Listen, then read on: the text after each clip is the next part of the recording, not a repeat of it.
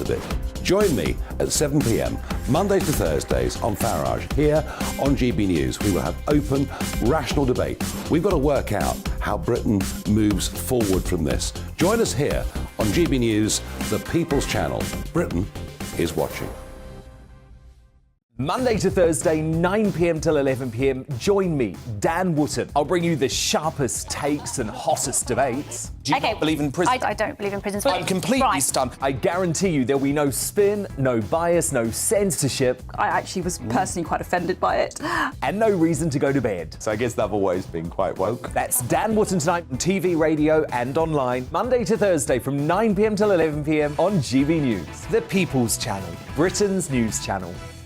I'm Mark White. As GB News Home and Security Editor, I cover those key issues that are so important to you. Our authorities, our communities doing all they can to combat violent crime. With the public services under unbearable strain, why are we still failing to control our borders? Defence, the first priority of any government, has been continually hollowed out. Can we trust our politicians to protect the armed forces? Join me, Mark White, on GB News.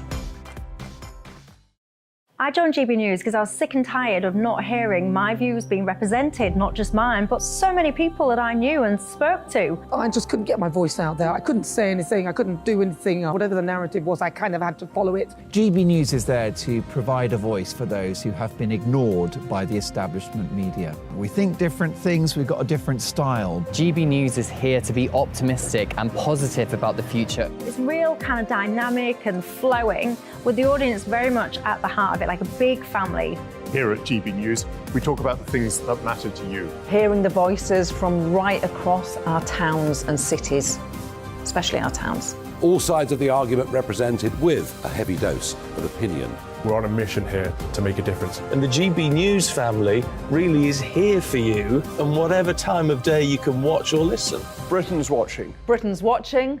We're proud to be GB News. The People's Channel. Britain's news channel. Westminster is going around in ever-decreasing circles, followed by the media. Britain is broken. How on earth did we get into this mess? But more importantly, how do we get out of it? Join me at 7 p.m, Mondays to Thursdays on Farage, here on GB News. We will have open, rational debate. We've got to work out how Britain moves forward from this. Join us here on GB News, the People's Channel. Britain is watching. You've probably seen politicians interviewed 1,000 times, but we do it differently. We find out who they really are, we don't shout, we chat, and hopefully we bring a bit of light, not just heat. Did you know Kate Moss? Apparently. Do you have a pair of jeans or a pair of jeans? No, of course I don't. What would I do with them? My friends are like, oh my God, what's she doing now? Join me every Sunday at 6 for Gloria Meets, only on GB News, the People's Channel, Britain's news channel. I'm Jacob Rees-Mogg, the Member of Parliament for North East Somerset and a former government minister. For years, I've walked the corridors of power in both Westminster and the City of London. We need to have the arguments, the discussions on how we make it better. Crop failures, famine, war, suffering on a scale completely unimaginable. We are putting the cart before the horse. As Charles I said at the scaffold, he was the true defender of liberty. Yeah, I've completely derailed the conversation. Join me Monday to Thursday at 8 p.m. on GB News, Britain's news channel. New to GB News is the Saturday 5.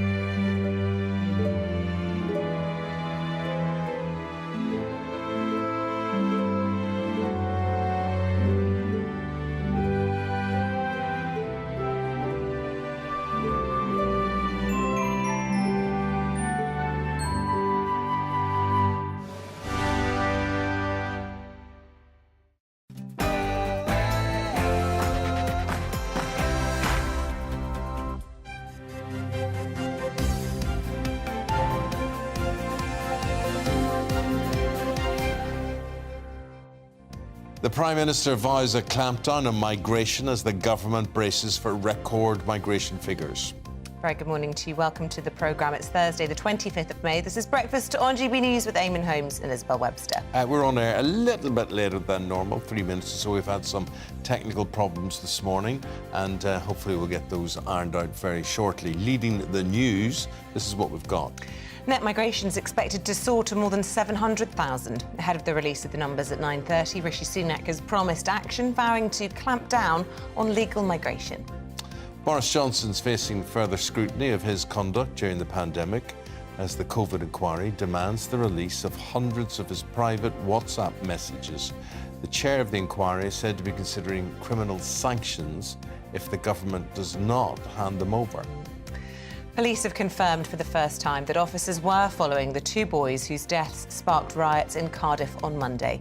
South Wales Police, however, confirmed that the police van was not present at the time of the crash. Homeowners are being warned to expect further interest rate rises despite inflation dropping to 8.7% yesterday. High food prices could see rates peak at 5.5% by the end of the year. And tributes have poured in around the world to the global superstar singer Tina Turner, who died at the age of 83 following a long illness. The Queen of rock and roll was famous for hits like Simply the Best and What's Love Got to Do with It? What has love got to do with it? Because here is the question. Nothing but a second-hand emotion, after all. Now, what is a second-hand emotion? It's an emotion that you can only get through somebody else. You're dependent on someone else. So you don't just feel happy because, you know, the sun's shining. You can only feel love via another person. Gosh, I never thought of that. That's very interesting. I have thought about it because I had the same question. Yeah. But it's true. Love, but a second-hand emotion. Oh, she was such an icon. And I don't know about you, it's just, for me, obviously it's sad she's died, really sad, and I think she had a horrible battle with cancer at the end, but I have so many life memories of dancing to Tina Turner with my best friends, and it just makes me smile. And I've been to the musical, I've watched the documentaries, the films, and we were sitting in makeup this morning with all the songs playing back to back. Yeah, and we'll talk a lot about her and your memories on the table. It's on the table. I'm thinking of you up on a table. I mean, Tina was amazing. She was simply the best. There's absolutely no doubt. And you don't realise what you have until it's gone. Know. But she had got a crude way about her in the way she danced. I don't know if I'd call it crude. I would just say it was fearless. It was pushing the boundaries. She embraced her body. Well, look, I mean, I could stand up on this table and show you how it was raunchy. It was raunchy. I'll give you that. It was passionate. The way she had her legs spread and... No, I mean, it's no different from Elvis. Of course, it's totally different than Elvis. Come off it. What? Well, he was accused of the same thing, of being crude, moving his pelvis. Well, yeah, but, you know, no, I mean, she's a bit ungainly sometimes. No, stop. We can't speak ill of her. Oh, can't speak ill of the dead. No, I'm not speaking ill of her. I'm only critiquing her. She was a genius. She was absolutely brilliant. And I thought I'd seen her in concert, and then I realised I hadn't. I'll tell you the story later.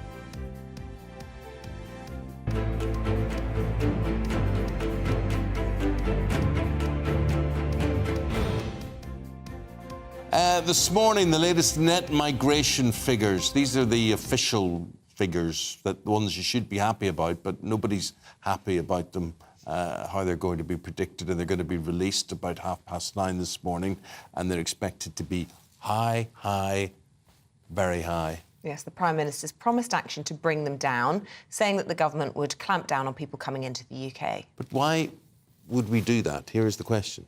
Why would we do that when we can't get anybody to work in restaurants? Well, I guess it's because that's what they've promised to do, and they've been voted. But then we're going to have nobody to look after people in care homes. We're going to have no school assistants. We're going to have nobody to pick fruit. I mean, I'm just interesting. No, it's definitely part of the debate. The previous figures from 12 months to June 2022 saw net migration standing in an estimated 504,000. And as we say, we're expecting probably at least those figures to be around 728,000 and upwards. OK. Our political reporter, Catherine Forster, takes a look back at years and years of rising numbers and broken promises.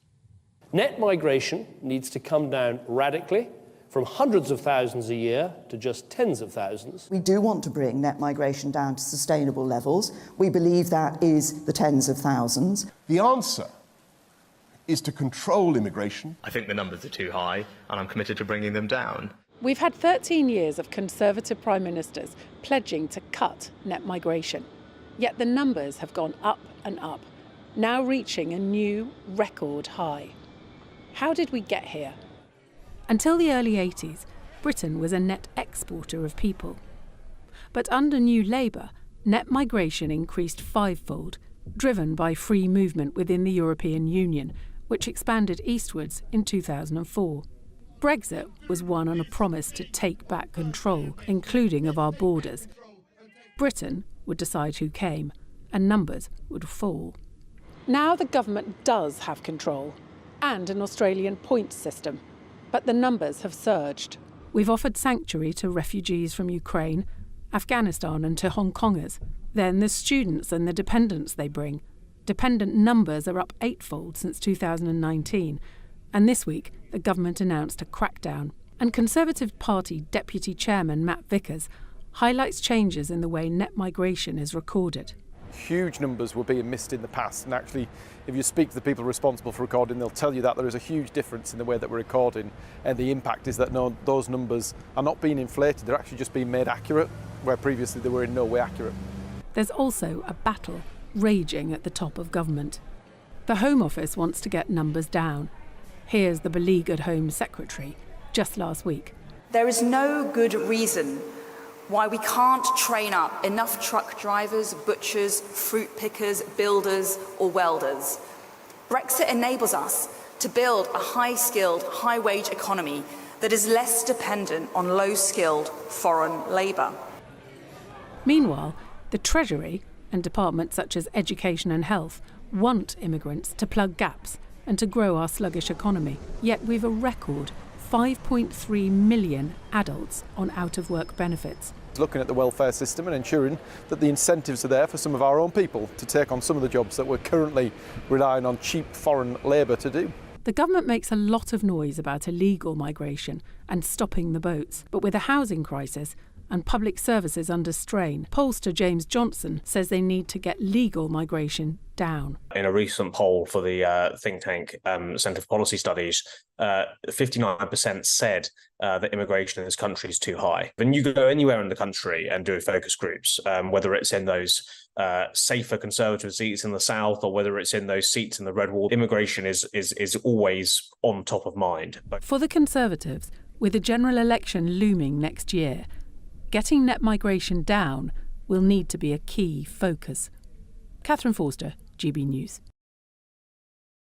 Well, our Scotland reporter Tony Maguire has been looking at how legal migration affects the hospitality industry and joins us now. And I suppose, without migration, people coming into this country legally, the hospitality industry would be an even worse situation, wouldn't it? Yeah, well, that's exactly it, Isabel. Certainly the feeling up here in Scotland is that if immigration numbers have risen significantly, then why isn't it benefiting the hospitality sector? Now, some 10% of jobs in Scotland go into the hospitality sector. As we move up through the Highlands and Islands, where travel and tourism is an even bigger part of the local economy, that rises to about 13%. And actually, travel, tourism and hospitality contributes about 5 billion gross value added to the Scottish economy. Now, since the pandemic, the numbers have fallen by about 20%, and certainly right across the sector, hotels, restaurants, the entire sector is really struggling to fill key roles. I dug down into actually some of the job-specific roles, and for things that everywhere has, like general managers, 1 in 8 hospitality businesses is still looking to fill the roles of general managers, and that goes up to about 84% of businesses who can't fill enough front of house staff like waiters and maitre d's. Now, I did mention there up in the Highlands, 13% of jobs up there are going to the hospitality sector, with tourism being such a huge driver for our country as a whole, and with lots of American and Australian and all around the world people coming to see the United Kingdom, like to make the trip up north. So I spoke to Jamie Halcrow-Johnson. He's a Scottish Conservative MSP that represents the region up in the Highlands and Islands, to get his take on what the issues are for local communities. Well, I think the important thing is that we recognise that Scotland has a particular situation that we face, and we've seen in terms of jobs and sectors right across Scotland a need for employment. We have a real labour shortage in Scotland, and one of the real issues that we're facing here is that because of the way the SNP Green Coalition is put taxes up in Scotland, we're now the highest taxed part of the United Kingdom. We're seeing real pressure on attracting people to Scotland, and that has something that really has to change. So we're looking at a vacancy rate up here still of 10% now. Obviously we have lots of great universities and communities courses who are trying to encourage the next generation of hospitality hotshots from within Scotland, but that's still 46,000 vacancies that we're still quite desperate to fill as we go into the summer. Desperate, desperate. Thanks very much. Desperate's a very good word, Tony. You know, because what do we do without staff? All the things you're used to, turning up at restaurants, getting checked into theatres by people taking your tickets, whatever it is. So-called jobs that people here find menial now and people often don't want. How on earth do we fill them? Because people here just do not want to do them. Well, Labour have an idea. Let's speak to former Special Advisor to Michael Gove and get his take on all of this, because Labour are saying this is because it's a Tory low-wage economy and they're bringing in foreign workers because they can pay them 20% less, and they want to scrap that 20% less rule. Has that got legs? Well, good morning. Good morning. Straight in, sorry, Charlie. No, very happy to. I think there's partly, you've got to view this, I think, in two ways. So there is the low-skilled jobs where you have got people that have come traditionally from the EU that have come in to fill those roles. But there are other roles, particularly within the NHS, where it takes a long time to train a doctor or a nurse. We have now people coming from outside of the EU that are filling those jobs. So I don't think it's simply the case to say, well, it's about wages in a low-skill economy. It's broader than that.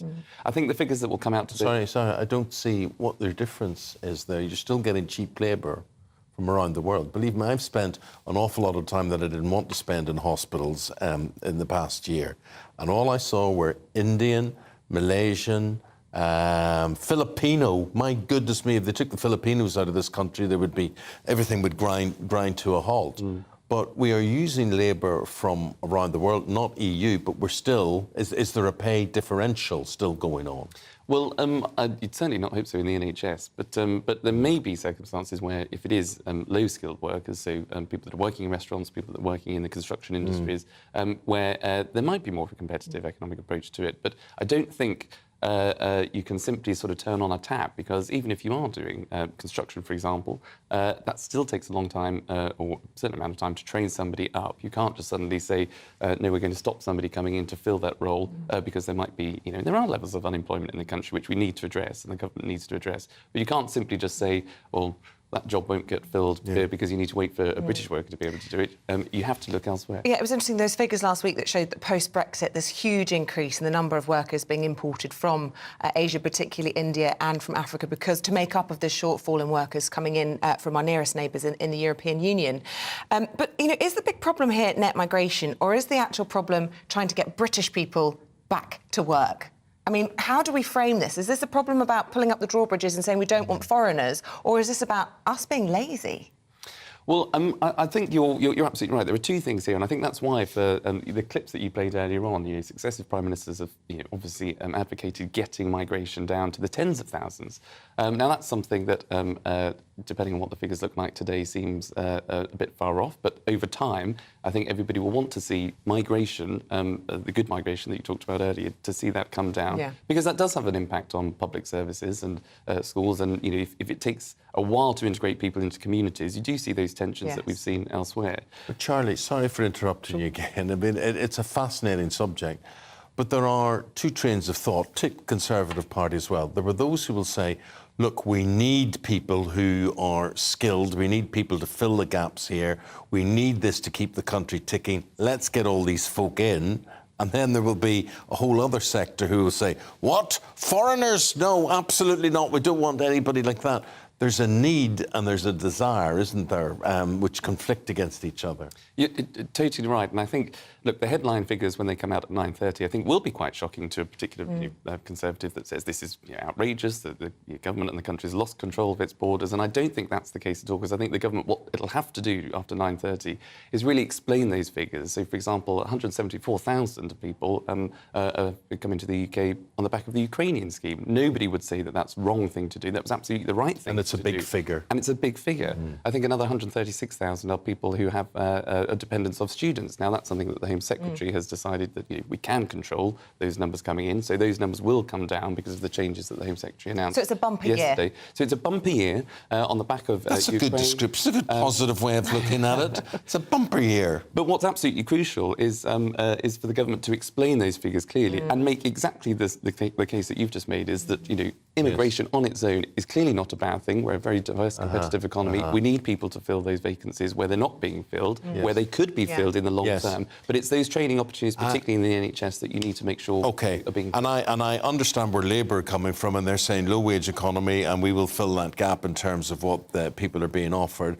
But when I was a teenager myself and I thought jobs you could do, jobs that depended, the harder you work, the more you earned. For instance, if you washed cars, if you cut grass, if you worked in a bar and you did so many hours. So it didn't really matter what you were on per hour. If you did more hours, you got more money for it at the end of the day. And I think what we're concerned about, Isabel and I, and we're putting this question out to you today, is there a sector of the country, particularly young people, what do they do for money nowadays? Well, it's on the front of the Telegraph. Millions on jobless benefits do not have to seek work, and it's costing us 27 billion a year. Yeah, they're on benefits, because the benefits and they are too don't good. have to even seek a job. And that is a huge expense to the taxpayer, and we need to ask why. Why aren't we working? When I was a teenager, when I was young, and you would be looking for that sort of casual labour job because you wanted a new pair of jeans, you wanted to save up for a car, OK, the car costs you 500 quid, but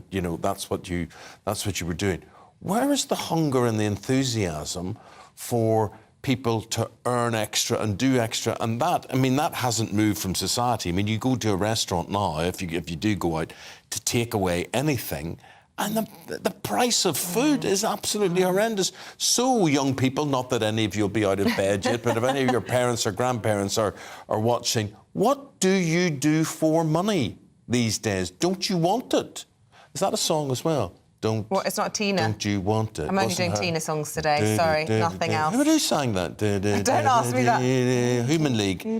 Yeah. In the 80s, yeah. Don't know. Same era. Anyway, Charlie, I wanted to talk about Boris. I don't know if we've got time. Have I got time? Of course you've time. Let's do what you want. OK, big row has erupted. Not only has Boris said, get rid of your own lawyers, I'm going to pay for the big guns.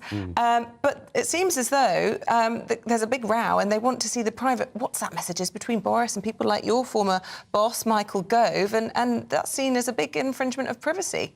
Yeah, and I think, look, COVID was horrendous for everybody. There were certain decisions that were taken at pace where I think it's absolutely right an inquiry is taking place, led by Baroness Hallett. And I think it's right as part of that inquiry that she has all of the information that she can have to point out to the government where, OK, you've made decisions in haste, where we just need to do better next time, should we see anything like this again. So it's important that she has all the information that she requires. But there will be certain circumstances where I think in order to make decisions openly, and what you don't want to do is have a situation whereby ministers are too afraid to communicate with each other because of the privacy that you need to maintain. Hancock found out. Well, There'll be a few ministers and former ministers who will be sweating at the thought that this could go into the public domain. Yes, but I think, some of it does need to be in the public domain. I think the way in some of those WhatsApp messages were revealed under Matt Hancock, I think it demonstrated a public interest. A public interest. But there has to be that protection, I think, for ministers, regardless of the party, regardless of the government who's of the day. They need to make decisions. They need that privacy at times to have those discussions, which sometimes you miss the context if it's all in a WhatsApp. Well, exactly, yeah. Well, Charlie, do you know what? If I was an employer, I'd give you a job. I would give you a job because I think he's a very calm man. Yeah. He relays things, controversial issues, and you do it in a very calm way. And it'll come as no surprise when we were talking about jobs that you did as younger people. Charlie took up a weekend job as... I was a football referee. See, which you have to have a certain temperament, don't you, for that? You do, yeah. you do. I think, it was once described as a swan which sort of glides across but the legs are sort of kicking under. Yeah. Well, I'd imagine being a special advisor to Michael Gove's very similar. I mean, one of the most effective politicians in the modern era. Well, he was a brilliant boss and great to work for, but you're only, I think, as calm as the people you are around you. Yes. So you're and were you well, I'm doomed then. Were you quick to flash a card or not? Was that the last resort, or were you a card flasher? I was. I've never been a flasher. I don't know, but or accused of being one. But I think, look, it depends on the situation. I think if you know you've got a bit of a heated match, then you know you've got to stamp some things out pretty soon on and set the Charlie, tone. Otherwise, you let things every run. day I sit in this programme and it's like yellow on constant standby. I mean, it could be a red, but I have to flash the cards. Charlie Rowley, former special advisor to Michael Gove. Really interested in hearing from you, Charlie. Thank you very much. I've got to say, we can't say let's stay together. We've got to say goodbye. I was trying to think of a Tina Turner link, but anyway, that's terrible. We're going to take Simply the best. Simply the best. There you go. Look, it's 6:24, a bit behind. We've been enjoying the programme so much. The bulletin now for you. Let's bring you up to date with the rest of today's top stories. Energy prices could fall for households in July when the current energy price guarantee comes to an end. The price cap is expected to fall by £446 to £2,054 a year. That's based on a drop in wholesale energy prices. Florida Governor Ron DeSantis has entered the race for the 2024 US presidential election. The 44-year-old announced his White House bid during a live event with Elon Musk on Twitter. However, technical issues overshadowed the event. Mr. DeSantis will now stand against candidates, including his main rival, Donald Trump, for the Republican nomination. Security guards at Heathrow are beginning a 3-day strike over pay on what's expected to be the busiest day of the year for air travel. Heathrow says it may take longer than usual to get through security, but it has contingency plans to minimise disruption.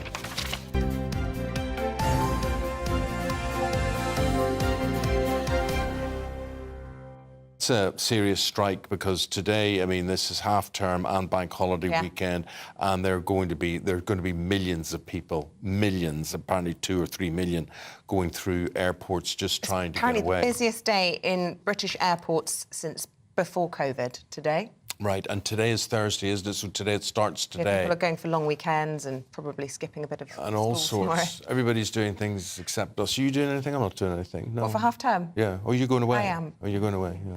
Well, for some. But anyway, just a shout out to those who do. You know what you're doing? What? You're going to see Beyonce in half term. But that's yes. Oh, am I not supposed to say that? No, I've ruined it no. all. I'm not telepathic, am I? No, you're too right. You're not. Too right, absolutely not. Add that to the list. I was just about to do a shout out to people who conduct security at airports. Yes. Much underappreciated people who have to do what they do. OK, some of you are a bit pernickety, it has to be said. I mean, they are. The ones who the ones who swipe rub the bottom of your shoes and put their hands down the back of your belt. They definitely enjoy a bit of a... It's like, really? Do I look like I'm about to blow this place up? You in that suit. I look like I'm about to do some orthodontist treatment. I would find an excuse to search you, I would. But anyway, well done. Hard for you. Some of your people are going on strike. Tough job. Just want to say that. Now we can talk about Beyonce? Because we're talking about Beyonce and you're talking about Tina Turner. And you know they did a duet together. Did they? They did. What did they do together? Come on, Eamonn.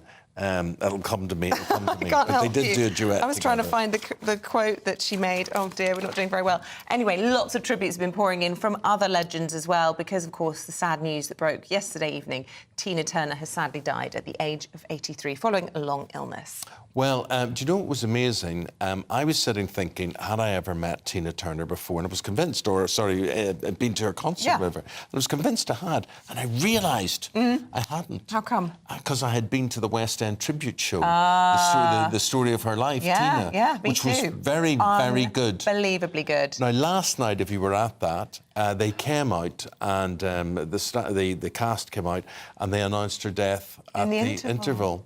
And think of how emotional that would have made everyone who was there watching that concert. Anyway, so what have we got? Are we leading up to a report here or something? No, we've got a guest. We're going to play a little clip in case yes. we can't remember. I mean, just iconic. Let's take a look.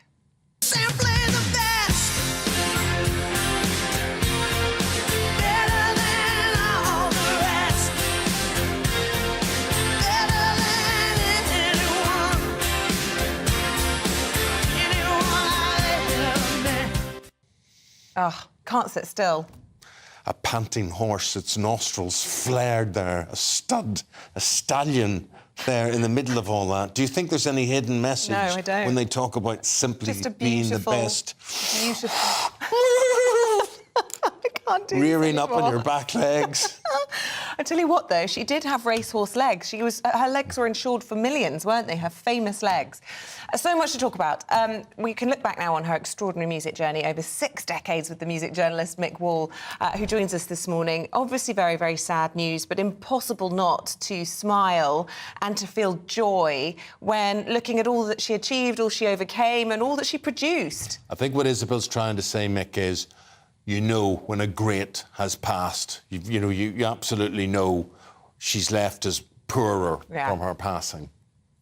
No, absolutely. There never was anybody like Tina Turner before, and there never will be again. How to summarise the whole thing in just a couple of minutes? It's impossible. I mean, she made her first records when she was just 18 in the late 50s. And with Ike and Tina Turner, she had a pretty darn good career. They had 3 big hits with River Deep, Mountain High, Proud Mary and Nutbush City Limits. But it looked like her career actually was all over after she and Ike, her husband, divorced in the late 70s because, as everybody now knows, the relationship was horribly destructive. Ike was brutally violent to her. The night she finally left, she had one black eye and a broken nose, not for the first time. And at that point, if she'd recovered from that as a person, gone on to have a good life, I think that would have been an enormous success. As it turned out, she went on to have an extraordinary solo career, which completely dwarfed everything she'd done before with Ike, and made her one of the very biggest stars of the 80s. She was right up there with Madonna, Bruce Springsteen. I was laughing earlier, Eamonn, when you were talking about the way she dances. If you look at some of those old clips with Ike and Tina Turner, or if you ever saw her live, she was an absolute force of nature. Yeah.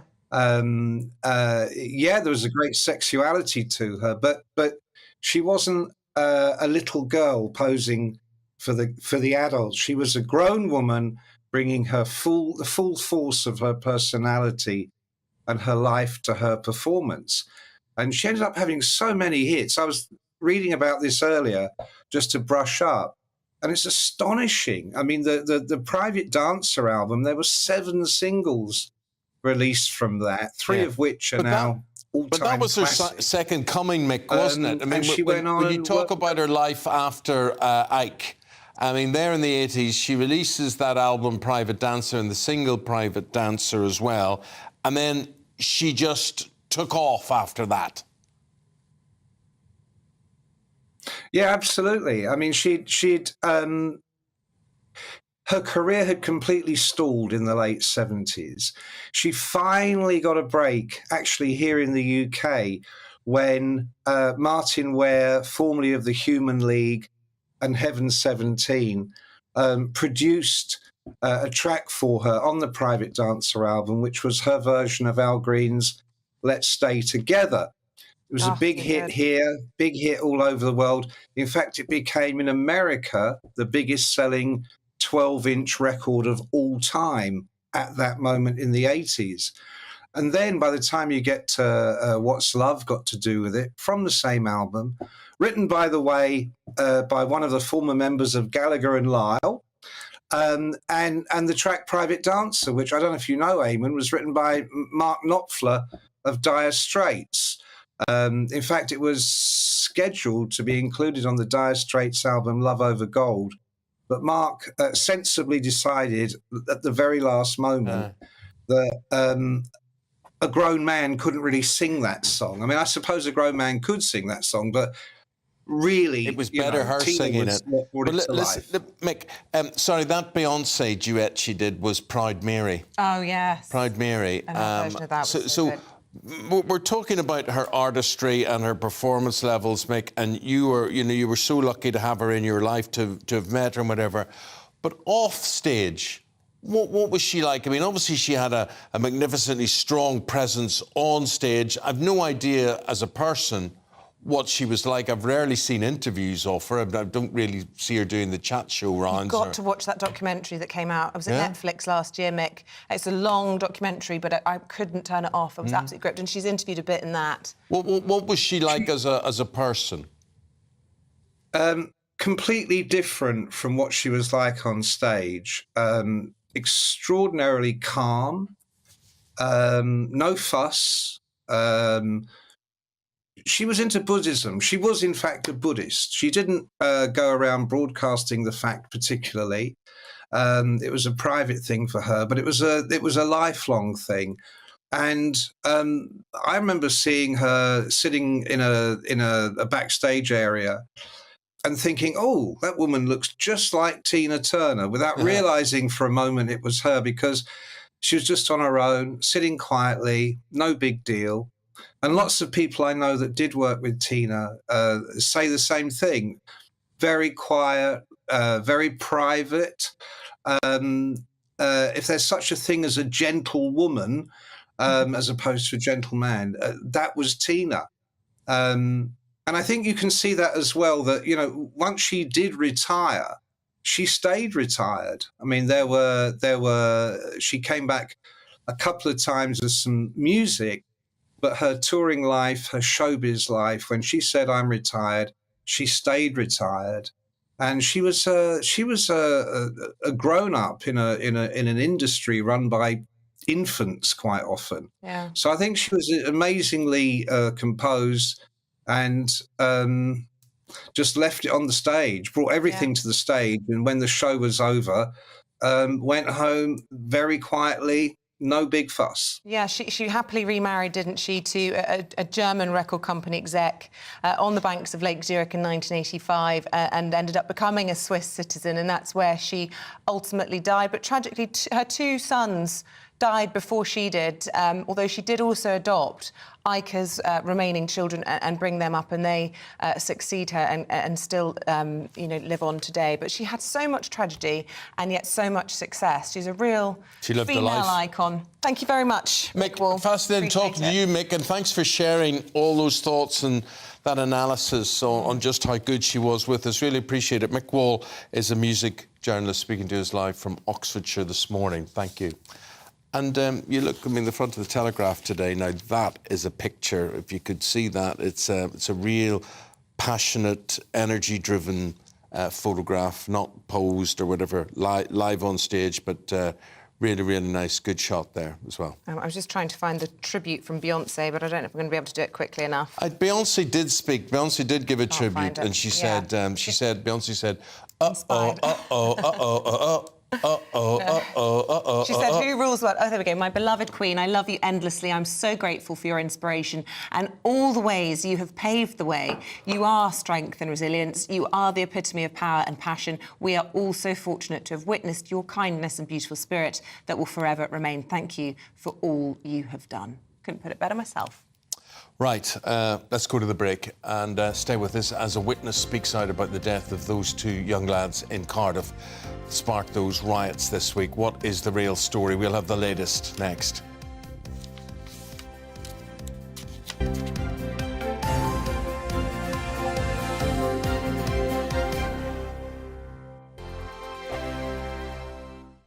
First and foremost, I am a GB News fan, and I was before I was working here. Just love the fact that we're asking the questions that a lot of establishment media won't ask. With a bit of a twist, we not only want to inform you, but we want to keep you entertained. It's worth the drive because you get in and the team's all ready and waiting, they're itching to go, and it's a proper little family. GB News is the People's Channel. It's the audience that makes the programme sing. We're giving our viewers and our listeners a voice. I see the thousands of your letters, tweets, emails, you name it, coming in. Britain is broken. How on earth did we get into this mess? But more importantly, how do we get out of it? The establishment had their chance. Now we're here to represent you. It's time for something different. It's time for GB News. I'm very patriotic. I believe in Britain. Our best days lie ahead. Britain's watching. Britain's watching. Join us here on GB News. The People's Channel. Britain's news channel. I'm Simon Evans. Join me on GB News for Headliners at 11 p.m. What's the scoop? I'll be joined by two of the country's top comedians. That's right. As we take a look at tomorrow's newspapers tonight. We're going to get into trouble. If it's a big story, we'll be covering it. Spill some tea on him. There we go. But we'll also have some fun. I wouldn't stick up a bank. My father didn't love me. So anyway, Headliners every night from 11 on GB News, the People's Channel, Britain's news channel. Westminster is going around in ever-decreasing circles, followed by the media. Britain is broken. How on earth did we get into this mess? But more importantly, how do we get out of it? Join me at 7 p.m, Mondays to Thursdays on Farage, here on GB News. We will have open, rational debate. We've got to work out how Britain moves forward from this. Join us here on GB News, the People's Channel. Britain is watching.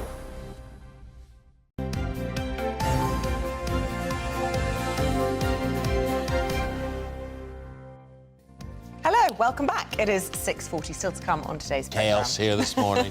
Chaos. Stop it. But you wouldn't guess that, seeing us two here.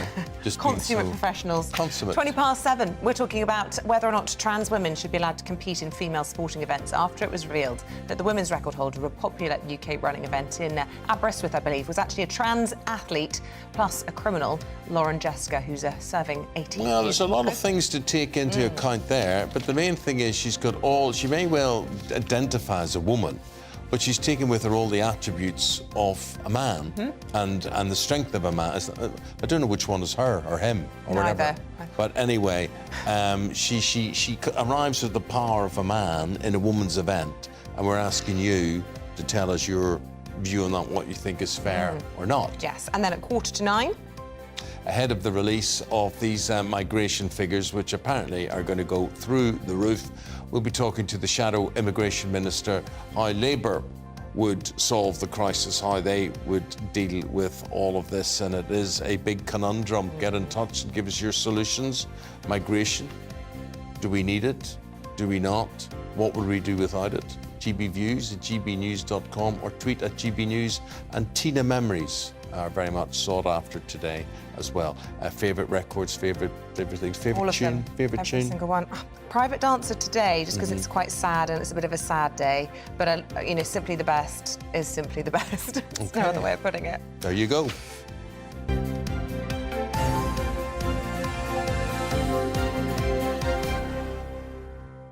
Right, police have confirmed for the first time that officers were following the 2 boys whose deaths sparked riots in Cardiff on Monday night. Police server have confirmed that a police van, was half a mile away at the time of the crash. Well, let's speak to Kieran Jones, who's the news editor for Wales Online. Good morning to you again. Half a mile. It's very...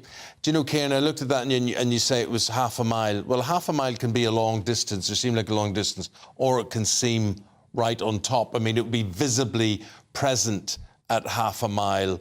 And I just wonder the significance of that distance. Well, one thing that will be interesting as well when considering that distance is exactly why the police van stopped following the 2 boys when they did, because if you look at the timeline that was given by Deputy Chief Constable Rachel Bacon yesterday evening in a police press conference, she talks about the police tracking data on this van showing it going through a roundabout and then through several roads. Now, the road, Stanway Road, the last road that she mentions the police van being on, there are bollards between there and Snowdon Road where the crash happened. So it is feasible, although yet to be explicitly confirmed, that the boys on the bike could perhaps have gone through that gap between those 2 roads because of the bollards, whereas the van wouldn't have been able to. So it's unclear whether or not the van had gone away because it had elected to go in a different direction simply, or because the boys had gone in a way that the police van effectively was unable to. And what's the mood there in Ely now? Because, you know, the parents have spoken out. They're quite clear. They think the police were responsible for the incident. And there was obviously this anger on Monday night. Has it calmed down? Well, certainly the anger and the tension that you saw on Monday night has gone away, and there have been lots of suggestions since that many of the people that were actually involved in that kind of that deplorable violence that we saw, fireworks, paving slabs and the like being thrown, had actually come in from outside of Ely and weren't directly residents of Ely, but had seen what was going on, or this kind of issue that was brewing up, and had come to take advantage of that. Now, as you say, the parents of both boys, particularly Harvey Evans' family, in their tribute to him yesterday, asked for peace within. Oh dear. Oh dear, I'm sorry about that. And I think the big question with all of this was the slowness at which the police reacted, and their lack of clarity in the whole statement, the situation with all of this. And that was something that we were going to talk to Kieran there. Kieran is the news editor of Wales Online. He's been covering the whole story for us this week. Right, do stay with us. We're talking about technical glitches, believe it or not. This time, though, Ron DeSantis and Elon Musk. They were trying to launch his campaign on Twitter, and it went a little bit wrong. Freddie Gray and Emma Burnell will tell us all about it in just a minute.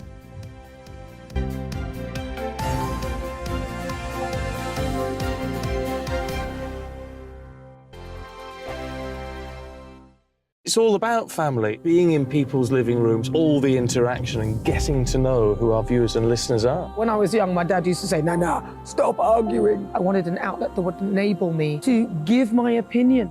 People are going through a really hard time right now, and I know that you don't feel like you're being listened to by the establishment. I came to GB News because it's the People's Channel, and I want the audience to have their say on the events of the day. We're dynamic. We do something different. Democracy shows that the wisdom of the nation is in its people.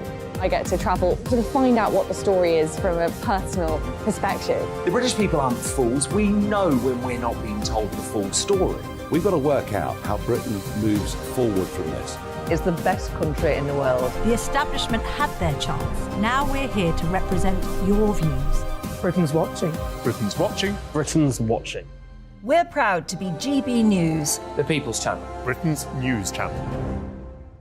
Join me, Patrick Christie's, Monday to Friday, 3 till 6. We tackle the day's news agenda like you've never seen before. It's high tempo, high octane, the most controversial topics, and the best guests. You will not be able to take your eyes and ears off it. I'm not afraid to ask the questions that you really want answered. 3 till 6 p.m, Monday to Friday on GB News, the People's Channel, Britain's news channel. Join us every night on GB News at 11 p.m. for Headliners, which is 3 top comedians going through the next day's news stories, which is exactly what you need, because when the establishment has gone crazy, you need some craziness to make sense of it. So join us 11 p.m. every night on GB News, the People's Channel, Britain's news channel. Join me, Camilla Tominey, on Sunday mornings from 9:30, taking the politicians to to task and breaking out of SW1 to see how their decisions are affecting you across the UK. Bursting the Westminster bubble every Sunday morning, only on GB News, the People's Channel. Britain's watching.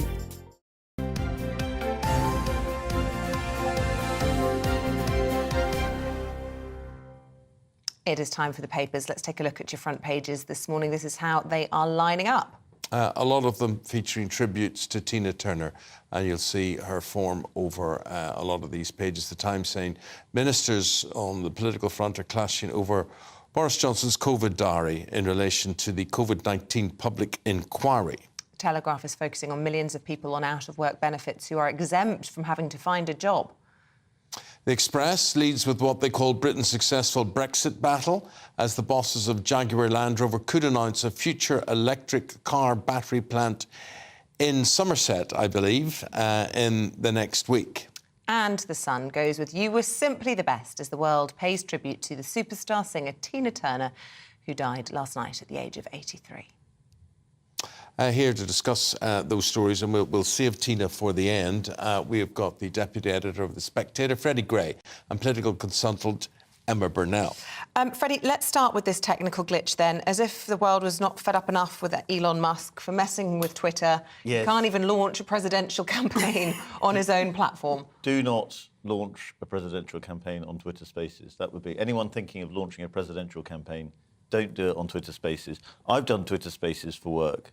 And there's always something always drops out, and that's with a few thousand people on it. I think sort of 400,000 people were tuned into this Twitter space, and it immediately melted down. It was hilariously bad, car crash funny, really, but also quite sad because a lot of people want Ron DeSantis to make this an impact. Republican nomination and challenge Donald Trump because America is barreling towards the same scenarios that it had in 2020. Of Donald Trump versus Joe Biden. That depresses a lot of Americans. DeSantis promises to be something different, even if a lot of people don't like him as well. But this campaign is already falling apart. And it's this sort of funny thing that fate always seems to work in Donald Trump's favour. And his campaign team are obviously loving it. I mean, is it possible, not to be a conspiracy theorist, but, was this possible deliberate messing with Twitter? I mean, I'm just putting it out there, but... Well, my conspiracy theory was that that Musk has allowed Trump back on Twitter, but he hasn't yet tweeted because he prefers to use his Truth Social thing. My conspiracy theory was that Musk was trying to bait Trump into tweeting. And I thought maybe yesterday, when the Twitter space started, Trump would go, "I'm back," and do his own thing and completely blow him out. But you have a theory that actually DeSantis just doesn't really want it. And, this is just taking yet more wind out of his sails. Well, this is... So I spoke to Roger Stone, who's a sort of Florida political operative. He's very pro-Trump, but the rumour that the Trump people in Florida are putting about is that DeSantis knew that he'd probably be destroyed by Trump, but his wife, who's very ambitious, pushed him into that role. Is that a sort of sexist assumption about a woman's role in politics? Possibly. Not another Lady Macbeth story. Another sort of Carrie Antoinette. There's a little bit of that. I'm sure there's a little bit of that. But it's just, it is bad because there's so many people want DeSantis to have a good run. And it's just going very badly. I mean, look at the polls. He's collapsed in the last 2 months. Well, maybe the dangers of working from home and using social media and whatever like that. Emma, on that point, page 4 in the Times, millions opt for a job switch to keep working from home benefits. Yeah, so in opposition to a lot of the scare stories that we've had about, you must return to your office, you're all being terribly lazy, actually, people are voting with their feet. They're saying, we like this more flexible lifestyle. Because people are lazy so-and-sos. Well, because people like to work in a more flexible way. And if you have that option, if you've got that choice of a job that gives you that or a job that doesn't give you that, why on earth would you not take it? Well, I also think it's linked to house prices. I mean, if you don't have to be within commuting distance of the City of London or Manchester, whatever it might be, and you can be further away, you can afford a better standard of living. Well, it's house prices, but also transport costs. It costs a great deal. Yeah, I get all that. But if I'm an employer, why do I care? I don't care. Because you And the are thing losing staff. Because you get up in the morning, you don't wash yourself, you sit there scratching all day, eating, going out, walking the dog, whatever. No one is ever going to convince me you have the same work rate at home than you would at the office. Well, I've never worked from home. I haven't, but my husband does, and he says the days he goes into the office, he's distracted constantly. Completely. Not only are people chatting amongst themselves. Have you seen the way your husband dresses during the day? It's totally irrelevant. It is relevant. He's way more productive at home when he's in the office, closes the door, and he has I work from home, and I have done since 2017, so well before the pandemic. And what I find is that I work in my most productive hours. And you get to watch Loose Women. I've never watched Loose Women in my life. You're so fibbing. You're so fibbing. What do you watch? Home and Away, Loose Women. What do you watch? I mean, I watch Below Deck. I'm not claiming that I've got really high-minded television taste, but what I tend to do is get very productive for a few hours in the morning, take some time. You're not supposed to do a few hours. You're supposed to do 8 hours. No, I do more than 8 hours over the course of a day, but because I work for myself, because I have the flexibility, because the one employer I do have, they know that they're going to get a whole load of work from me before 8 a.m. because that's when I'm really productive. Thank goodness for that. Oh, Emma's up out of bed. She's really productive now before 8 a.m. I don't believe it. I'm not stopping. Don't dismiss me like this. No, you're being dismissive of everyone else's opinion. opinion. People who are business gurus, and listen, don't dismiss me like that. What are you looking at my hand for? Oh, gosh, you imagine living with you. What I'm trying to say is that you turn up, you get in the shower, you get dressed, you get all the business gurus will say, make your bed before work. Am I right or wrong, Freddie? I've done a fair bit of work from home, and I am one of those slobs who... Yes, I could believe that. Who just eats biscuits and... You're right about making the bed, though. That is psychologically really important. Get out of bed, make the bed, get into being awake mode. Yeah. That is genuinely important. But I would like to say, in Isabel's defence, her husband clearly enjoys living with her so much that he works from home so he can be there as much as possible. He doesn't talk to me when he's working. I'm constantly annoyed because he won't come and be with the family. Well, look, we put it out there. Let us know what you think about this. Are you a worker from home? And if you are, you will come up with all sorts of reasons why you're so productive and so good and you never take time off and you never fall asleep and you don't watch Loose Women or a Monday matinee or whatever it happens to be. GB Views at GBnews.com, or you're just a skiver, which is my opinion. We're almost out of time on the paper, so we've got to talk about Tina Turner. We can't go through the papers without talking about it. Have we got some fans on the table this morning on the panel? Absolutely. Fantastic woman, wasn't she? And such an icon, both for her music, but also for her story. She was the ultimate survivor. She got through just a most horrendous marriage. And instead of being beaten down by it, she came back bigger and better. And, for having been kind of on the everybody's a pop star sort of level of pop star, she became a rock legend in the 80s. And, I remember watching her at Live Aid and just thinking, wow, this...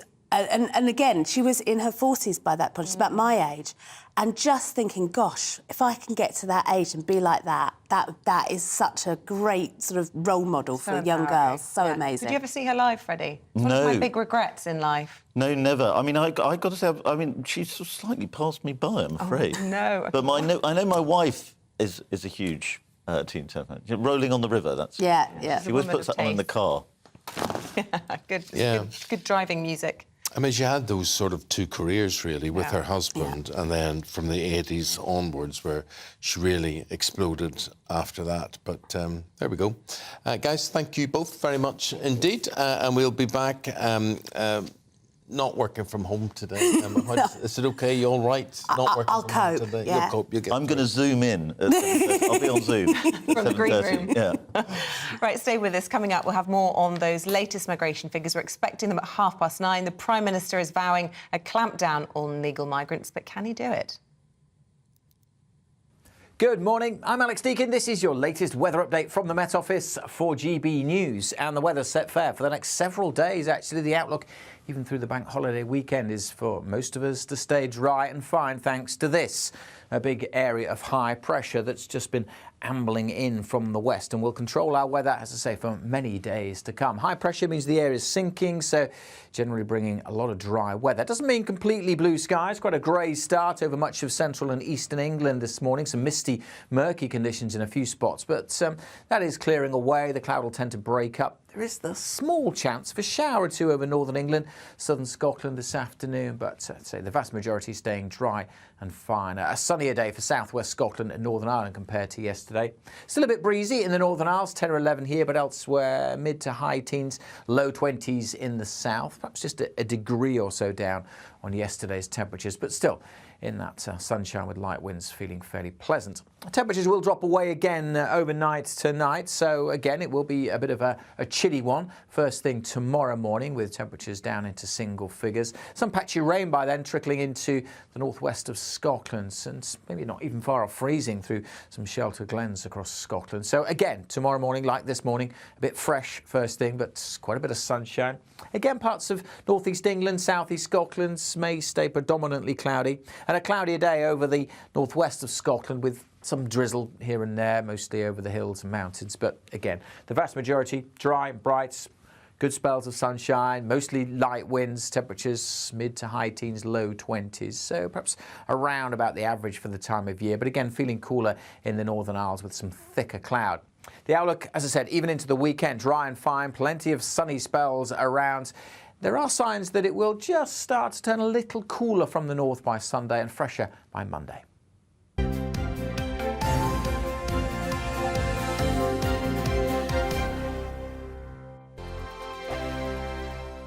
I joined GB News because I was sick and tired of not hearing my views being represented, not just mine, but so many people that I knew and spoke to. I just couldn't get my voice out there. I couldn't say anything. I couldn't do anything. Whatever the narrative was, I kind of had to follow it. GB News is there to provide a voice for those who have been ignored by the establishment media. We think different things, we've got a different style. GB News is here to be optimistic and positive about the future. It's real kind of dynamic and flowing, with the audience very much at the heart of it, like a big family.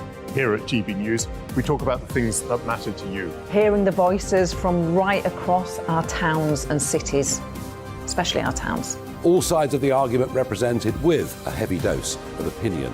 We're on a mission here to make a difference. And the GB News family really is here for you, and whatever time of day you can watch or listen. Britain's watching. Britain's watching.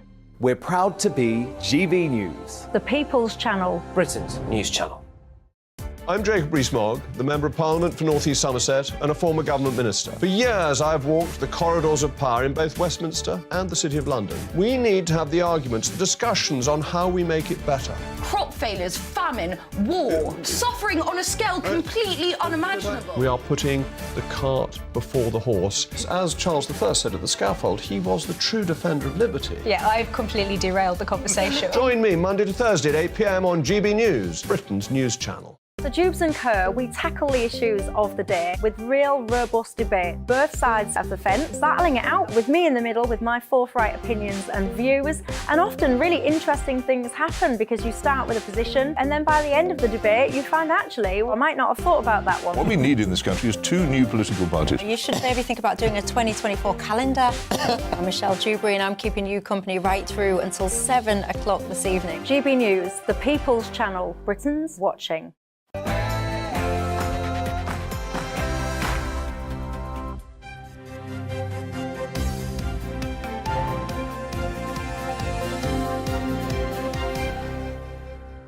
The Prime Minister vows a clampdown on migration as the government braces for record figures. Hello there, very good morning to you. It is 7 o'clock on this Thursday morning, the 25th of May. You're tuned into Breakfast on GB News with Eamonn and Isabel. Here's what's leading the news this morning. Net migration is expected to soar to more than 700,000. Ahead of the release of the numbers at 9:30, Rishi Sunak has promised action, vowing to clamp down on legal migration. Meanwhile, Boris Johnson's facing further scrutiny of his conduct during the pandemic as the COVID inquiry demands the release of hundreds of his WhatsApp messages. The chair of the inquiry is said to be considering criminal sanctions if the government doesn't hand them over. Police have confirmed for the first time that officers were following the two boys whose deaths sparked riots in Cardiff on Monday. South Wales Police, however, confirmed that the police van was not present at the time of the crash. Homeowners are being warned to expect further interest rate rises, despite inflation dropping to 8.7%.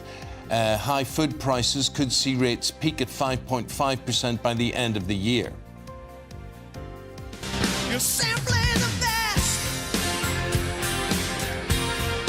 Better than all the rest. And tributes have poured in around the world for the global superstar singer Tina Turner, who's died at the age of 83 following a long illness. The Queen of Rock and Roll was famous for hits like Simply the Best and What's Love Got to Do with It? And what I would like to ask is, what is a panting, sweating, nostril... if your nostrils are wide, what's that? Flaring, the very word. Nostril flaring stallion got to do with the song Simply the Best. What do you think it could be referring to? I genuinely don't know. Well, does anybody have an idea? GBViews at gbnews.com and let us know what you think, or you can tweet us at GBNews.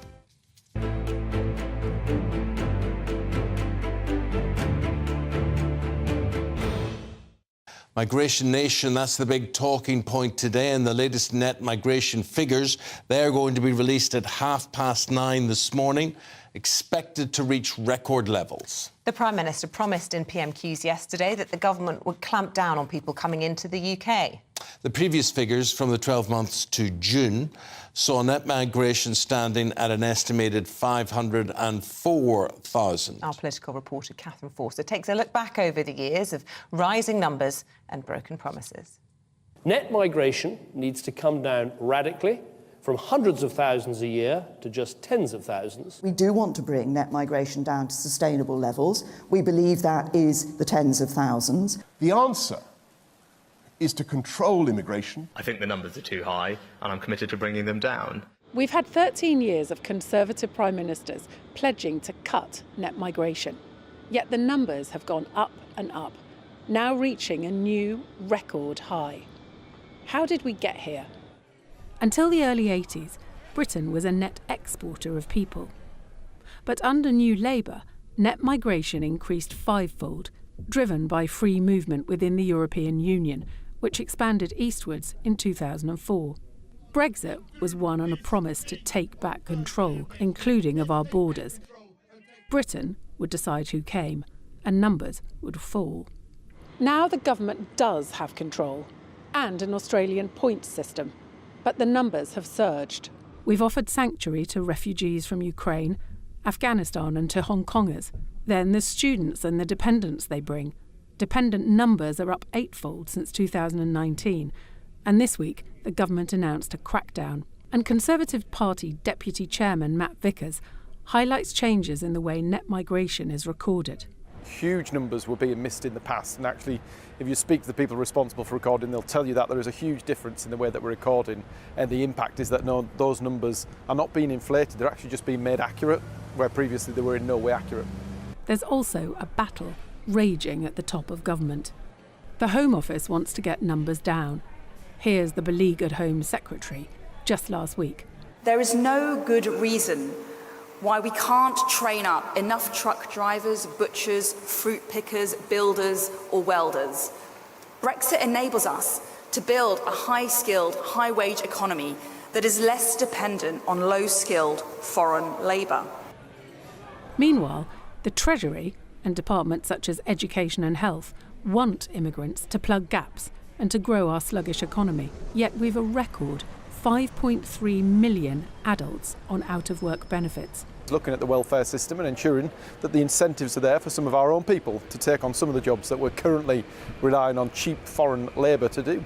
The government makes a lot of noise about illegal migration and stopping the boats, but with a housing crisis and public services under strain, pollster James Johnson says they need to get legal migration down. In a recent poll for the think tank Centre for Policy Studies, 59% said that immigration in this country is too high. When you go anywhere in the country and do focus groups, whether it's in those safer Conservative seats in the south or whether it's in those seats in the red wall, immigration is always on top of mind. For the Conservatives, With a general election looming next year, getting net migration down will need to be a key focus.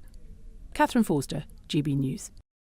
Well, lots of you have been getting in touch on this topic. Richard in Coventry, we'll never have enough houses, schools, hospitals, roads. We have to invest and be more productive. Mike in South Wales has a simple answer to the migration problem: cut benefits, get the lazy part of our nation working.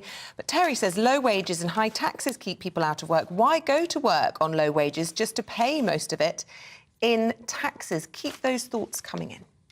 Joining us now, the former Special Advisor to Michael Gove, Charlie Riley, with his thoughts on this. Charlie? Morning, hi. Well, what do you think?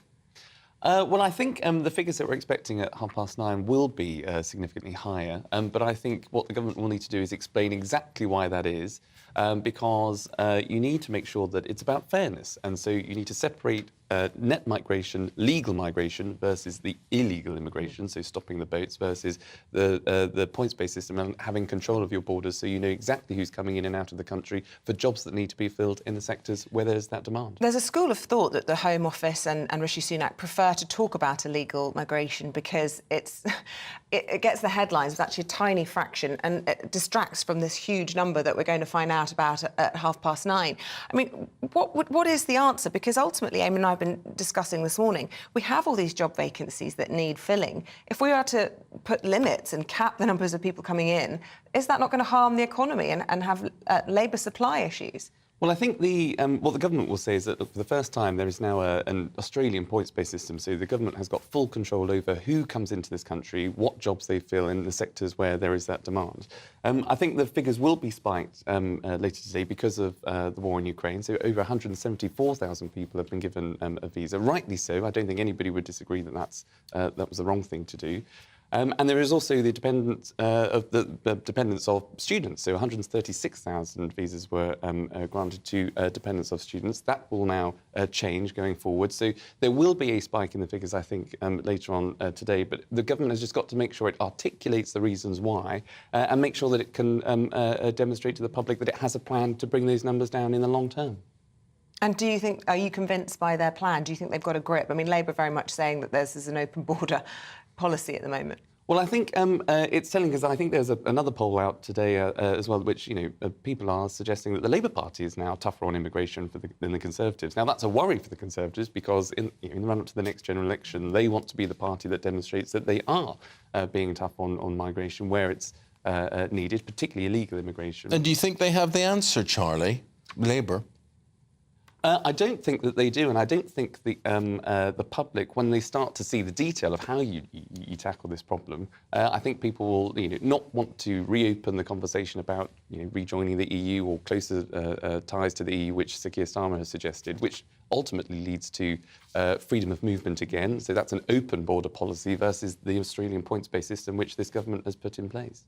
Should we talk about Boris Johnson? This row's really exploded with the COVID inquiry demanding his private WhatsApps with a number of his senior ministers, including your former boss, Michael Gove, and actually threatening the Cabinet Office with criminal sanctions if they don't. Yes, it's quite a heated conversation, it seems to be in many of the papers today. I think what the public want to see is, they want to know what the decisions, they want to know the decisions that were taken and how they were reached, because there is a huge public interest in that regard because of, the restrictions that were put on all of us. And COVID was a terrible time, and I think we owe it to the country to make sure that they understand why those decisions were taken, and also to make sure that, should we ever face a pandemic like this again, that we know, what the government should or shouldn't be doing. But there has to be a space where those messages and those conversations between ministers do retain that element of privacy because of the nature of those conversations and because of the pace in which those decisions were taken. So I think you need to have that context. But I think, whatever the government is, whatever its colour or whoever is in government, I think there always has to be that certain amount of protection of privacy for ministers to have those conversations and make the best decisions. I think a few of them might be sweating over the possibility of this getting into the public domain. Really good to get your thoughts this morning, Charlie Riley. Thank you very much. Thank you. Thank you.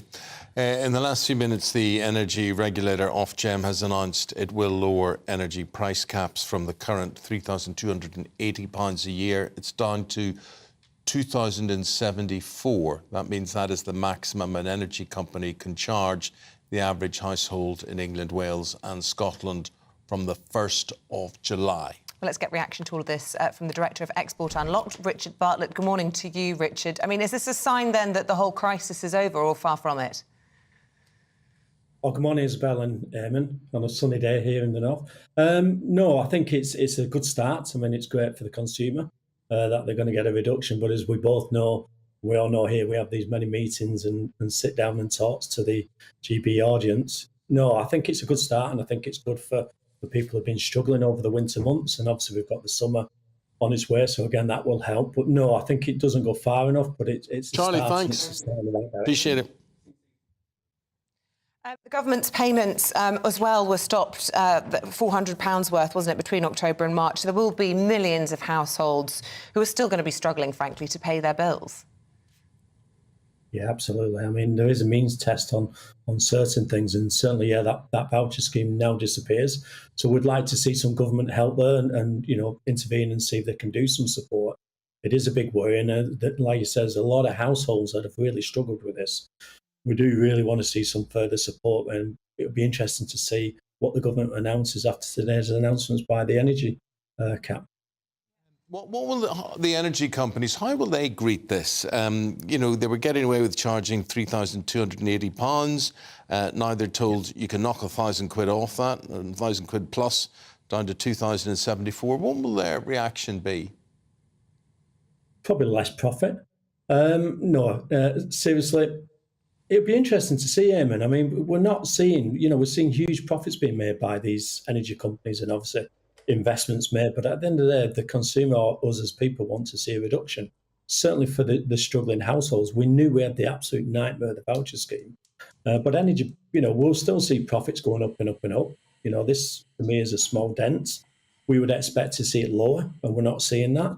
There's even talk, actually, that this will take maybe many, many years to actually come down to the original levels of when it started, which is quite worrying. Yeah, bills remain almost double what they were before the Russian invasion, and some experts say they may not return to pre-2020 levels until the end of the decade. It's depressing, isn't it? It is. And we have to look at this, and we have to look at how we do our energy caps and how we look after, the UK. I mean, this is not just affecting, obviously, people. It affects businesses and everybody. So it has a huge effect. And the only saving grace, I would say, this year is, obviously, as you can see, we're having some nice sunny weather. Let's hope we have a nice summer that people aren't having to use the heating. I've still got my mum, 89, who still worries about the heating. She can't be on her own. There's lots of elderly people very concerned, and lots of people, as you know, on the last show, when the voucher scheme, the nightmare we had with that. So yeah, it is depressing, Isabel, and hopefully we can start to see some positive news in the next few months. Well, if it's not one thing, it's another, Richard. I mean, if it's not energy, we can sort of understand why there's pressure on energy prices. But I was speaking to somebody yesterday who was saying that their water rates bill or their water bill had tripled. And I'm sort of thinking, well, why is the pressure on, why does our water rates need to go up as well? Or the bill from the utility company need to go up as well? Yeah, I mean, do you not think, Eamonn and Isabel, that everything's going up? Yeah, everything. Water bills, it's just everything. And, food prices, we keep being told by the big supermarkets costs are coming down. I don't see it. So there's a big strain on people at the moment. And that's one of the biggest worries. Energy, I think, is part of it. Obviously, we all need heating, hot water and everything else. But it is worrying that we just seem to be a country where everything's just rising and rising. Everything. You're speaking to us from Upper Mill today. Now, I don't have the benefit of knowing where Up and Mill. Where is Upper Mill? Where is that? It's just north of Oldham. Oh, very good. Yes, I know you're in the northwest then. Oh, good. God's over Yeah. Now that's a wonderful painting behind you there. Is that a beach scene that you've got? Looks like a roller coaster. It is. I'm trying to make people happy this morning, Eamonn, with the good news we've had with the energy crisis. Well, you're doing it. Nice painting of Blackpool. That's Blackpool, is there it? You go. Well, you're right. There's nothing as nice as just the sea, to look at the sea and smell the sea air and all that sort of thing in your nostrils. Very good. Richard Bartlett, lovely talking to you. Richard's from Export Unlocked from Upper Mill, which we now know is just outside Oldham. Thank you very much indeed. Right, the time's 7:15. Let's bring you up to date with the rest of today's top stories. Patients are going to be given more time and more choice greater control over their own care with the new NHS app. This is part of government plans to tackle waiting lists. After speaking with a GP, patients will be able to view information of up to 5 healthcare providers, then choose where they'd like to go for treatment. A ship which ran aground near the southern end of Egypt's Suez Canal has now successfully been refloated. The vessel, named Shin Hai Tong 23, sails under the flag of Hong Kong. It took at least 3 tugboats to free the 190-metre-long vessel. Security guards at Heathrow are beginning a 3-day strike over pay. Was expected to be one of the busiest days of the year for air travel. Heathrow says it may take longer than usual to get through security, but it has contingency plans in place to minimise disruption. Good luck with that one, folks.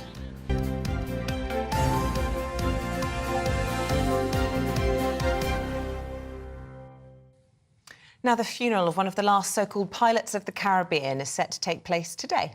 His name was Peter Brown. He was a flight sergeant. He was born in Jamaica. He joined the RAF in 1943.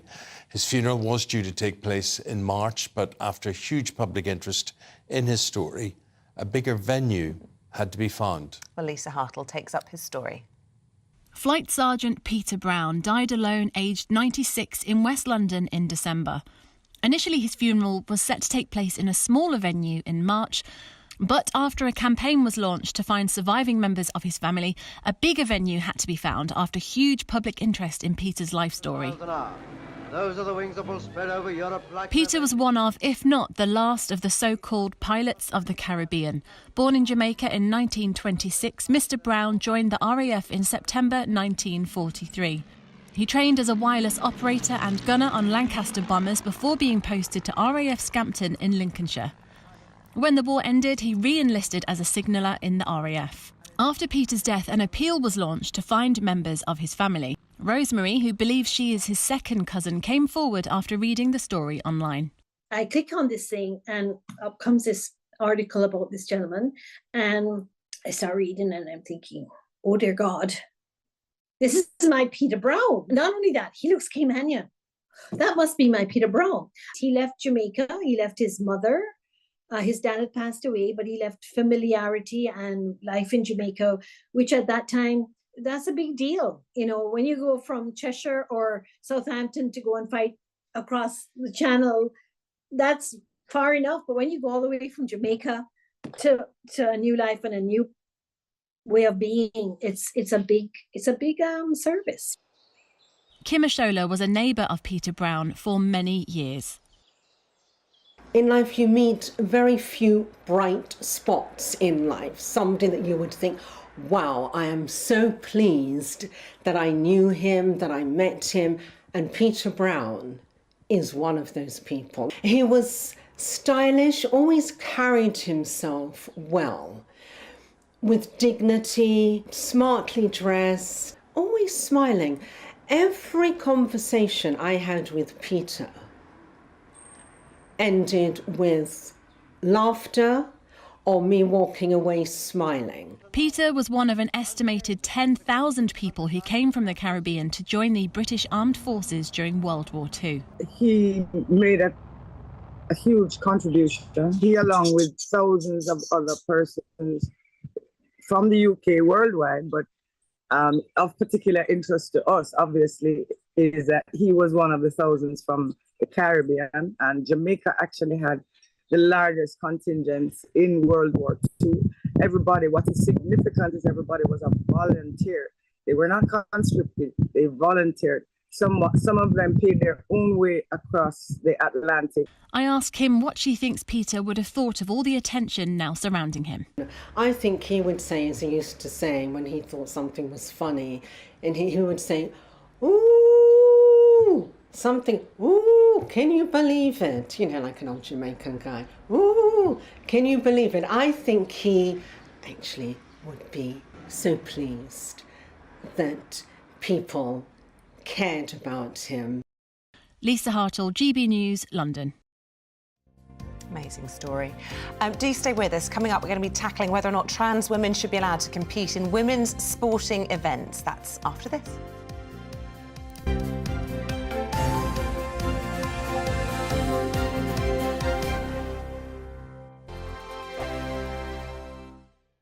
First and foremost, I am a GB News fan, and I was before I was working here. Just love the fact that we're asking the questions that a lot of establishment media won't ask. With a bit of a twist, we not only want to inform you, but we want to keep you entertained. It's worth the drive because you get in and the team's all ready and waiting, they're itching to go, and it's a proper little family. GB News is the People's Channel. It's the audience that makes the programme sing. We're giving our viewers and our listeners a voice. I see the thousands of your letters, tweets, emails, you name it, coming in. Britain is broken.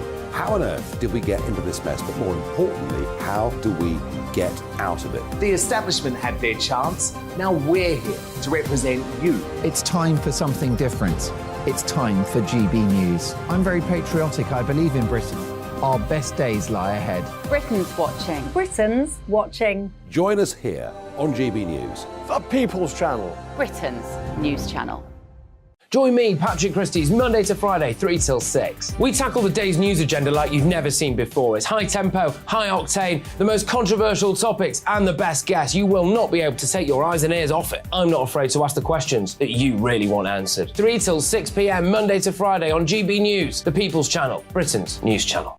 I'm Andrew Doyle. Join me at 7 o'clock every Sunday night for Free Speech Nation, the show where I tackle the week's biggest stories in politics and current affairs with the help of my 2 comedian panellists and a variety of special guests. Free Speech Nation, Sunday nights from 7 on GB News, the People's Channel, Britain's news channel. Every Sunday from 11. Join Michael Portillo. There will be topical discussion, looking at the week before and the week to come. So kick back and relax at 11 a.m. on Sundays on GB News with me, Michael Portillo. GB News, the People's Channel, Britain's news channel. GB News has its own late-night paper preview show, Headliners, where comedians take you through the next day's top news stories. You don't have to bother reading the newspaper, we've got it covered for you. Headliners, every night at 11 p.m, and repeated every morning at 5 a.m. We won't send you to sleep like some of the other paper review shows out there. GB News, the People's Channel, Britain's news channel. Join me, Camilla Tominey, on Sunday mornings from 9:30, taking the politicians to task and breaking out of SW1 to see how their decisions are affecting you across the UK. Bursting the Westminster bubble every Sunday morning, only on GB News, the People's Channel. Britain's watching. Monday to Thursday nights on GB News. At 6, it's Dubes & Co. 7 o'clock, Farage. At 8, join Jacob Rees-Mogg. And at 9, Dan Wootton Tonight, followed by Headliners. On TV, radio and online. This is GB News. Westminster is going around in ever-decreasing circles, followed by the media. Britain is broken. How on earth did we get into this mess? But more importantly, how do we get out of it? Join me at 7 p.m, Mondays to Thursdays on Farage. Here on GB News, we will have open, rational debate. We've got to work out how Britain moves forward from this. Join us here on GB News, the People's Channel. Britain is watching.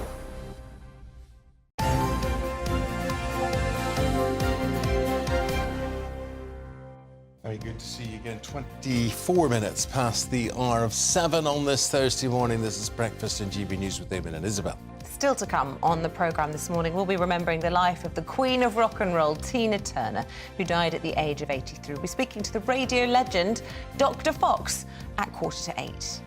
8:45, ahead of the release of what we believe will be record migration figures. We're going to be talking to the shadow immigration minister as to how Labour would actually fix the situation. Get in touch with what you have to say. Read Tina Turner. Richie says, such a big loss. I've been to see her live. So much power, so much energy. One of the best gigs that I've been to. Yeah, Chris and Kate in Brixham say our favourite song was River Deep Mountain High. Memories of Christmas 1965 when we stayed with my sister in her farmhouse on Bodmin Moor just before our wedding. We woke up to Tina blasting all over the house. It still sends shivers down our spines. We married in 1966 and have loved Tina ever since. Amazing artist and human being. And I think that's it. For me, it punctuates so many happy memories. Lots of Tina songs, crazy dancing on the dance floor, and yeah, we love to hear those stories. Do to give us your Tina Turner tributes this morning. Yeah, she was. I'm just seeing What was her real name? Sandra. Oh, it was Anna May Bullock. Bullock, wasn't it? Yeah. Born in 1939, and her father was a cotton plantation manager, and she came a long way from Tennessee, didn't she? Yeah, it was a good job she life. didn't stay a Bullock, really. Wouldn't have had to see him, you know, on stage tonight. Sandra Bullock's done all right. Bullocks. You know, it's a load of Bullocks. Tina and her sisters. They would be called the Bullocks, wouldn't they? Does she have sisters? I don't I don't know. Don't know, but she had, the amazing thing is she had 2 careers. I mean, she had this career with her husband, Ike, and then in the early 80s, she brought out this album, Private Dancer, and this single, Private Dancer, and then there was the Mad Max films and all that sort of thing, and she was, I mean, that's a good song, We Don't Need Another Hero, and... Hero. Yeah. I can't sit still when Tina plays. But you wouldn't dance to You Need Another Hero. I'd dance to any of her songs, even You the sad ones. Nobody would get up and dance to No, but I'd be swaying. We don't need another hero. I would. I would. You know, I went to go and see Tina the musical when I was pregnant. Everyone else was drunk. I was stone cold sober, but I was still, this was before Alison Hammond, and it was against the rules to dance. We were dancing in the aisles, let me tell you. It was so good. She was wonderful. Incidentally, that show, her tribute show, her life story show, the biopic that's on the West End in London, very worthwhile seeing. Very emotional there last night, we believe, when they announced the news that Tina had passed, and a lot of tears, but a lot of joy and tribute, and just people revelling in the music. Yeah. Right, so get in touch. gbviews@gbnews.com.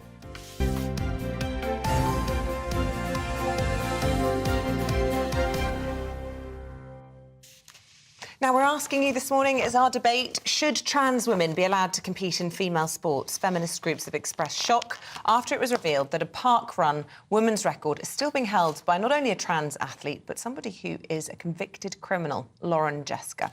Tried to murder someone, tried to stab someone because they were questioning their records. But should transgender women be excluded because of a physical advantage? Argument over, really. Or are they being treated unfairly? Former Olympic swimmer Sharon Davis believes the gender category you perform in should be based on the biological reality of your gender. And Rebecca Reid says trans people should be able to compete in non-contact sports. So it's an interesting debate. Sharon, let's start with you. I know you've written a book about this. It's coming out next month, Unfair Play. You feel very strongly that you should be competing in the gender to which you were born. Yeah, good morning to you both. Yeah, the book's about the challenges to women's sports through history, and believe me, there's been challenges non-stop since women wanted to get involved in sport.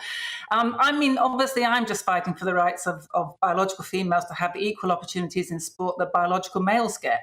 And we know that males are faster, stronger, because of every single record, of every single result in the Olympic Games since history began. And, you know, this isn't because they're better, it's because we're built differently. And that's what it's all about. And sport should be absolutely for everybody. I 100% agree with Rebecca. You know, that sport has been my life, and I wouldn't want anyone to not be involved in sport. However, it must be fair. And it still remains fair for male athletes with the inclusion of transgender men, biological females, because it will affect their results not in the slightest. However, by including males into sport that was designed solely to exclude males, you are actually putting women at a disadvantage. And we have WADA, which is the World Anti-Doping Agency, and their whole job is to stop people from cheating, from gaining the tiniest advantage in a race. And I just don't understand the point of even having WADA for women's races if we're going to say to trans-identifying males, you can go into a women's race with up to a 30% advantage and no one's going to have a problem with it whatsoever. Well, let's talk about the problem of Lauren Jeska, Rebecca. Even aside from the gender situation, I mean, this person is in prison for 18 years after repeatedly stabbing UK athlete's head of human resources after he said her titles would be null and void, and this was a row over testosterone levels. You would think on that basis alone, she should be stripped of a title. Yeah, I mean, I think this isn't that specifically isn't an issue about women in sport. That's an issue about totally unhinged person doing something inherently evil. But I'm not sure that that is about their transness. I think that's about their unhingedness. But yeah, of course, if somebody has tried to stab somebody, I'd be supportive of taking away their parkrun title. I'd also be supportive of taking away their liberty.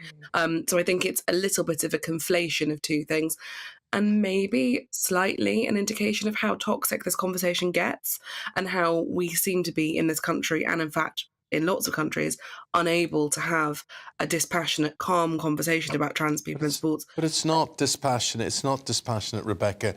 If I place my thighs beside your thighs, mine will be significantly bigger and stronger. And if I identify as a woman, I'll still beat you in a race. Sure, and I think in a situation where my ability to get into university, like in the American system with scholarships, I think that's an issue. In a situation where we're in a contact sport where we're fighting, that's an issue. In non-contact, non-professional sport like parkrun, I don't understand why that's a problem, because ultimately it's not a career, it's not changing your life, it's an inclusive kind of sport that everybody's supposed to be able to take part in. So when we talk about trans women in sports, that is what my line is. I think if it is non-contact and not professional. No, I'll still go back to the thigh issue. Let's hear what Sharon has to say on that. Rebecca is saying it's non-contact, but I mean, obviously, whether you're historically male or female, it's going to affect your power, isn't it?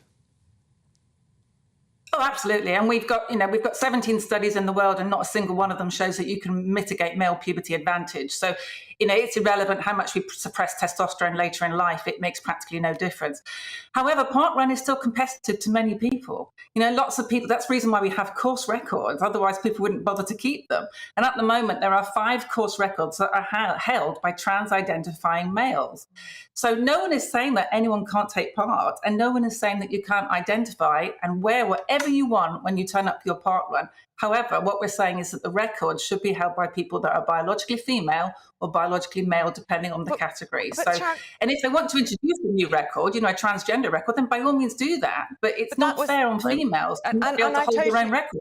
I totally understand that argument, and I think most people can understand that argument. I think in the case of Lauren Jeska, she was particularly exercised because people in her world, in her family, didn't know she had transgendered, and by making it public in this parkrun that she was in perhaps a different category, neither male nor female, but competing as a transgender, that would have outed her, if you like. And is that a problem? I mean, if we create this special category, then it's almost attracting attention to these people who, whether you sympathise with it or not, it's a hugely traumatic process, I'm sure, to change gender. But you're not. That's the thing. You do it online, Isabel. So ultimately, people just actually tick a box about their age and about their gender. Okay, so no one actually is identifying you publicly when you go and race whatsoever. It's just that then your time would be recorded online as the course record or as a PB or whatever. So, I think the whole situation with that particular person was very, very different. And in fact, that's not really very true, because at the time they had to reduce their testosterone levels to be able to compete. And the reason why there was this incident was because the person from British Athletics asked about their testosterone levels. So if the rule is A, B, and C, then you've got to be able to ask, have you competed A, B, and C?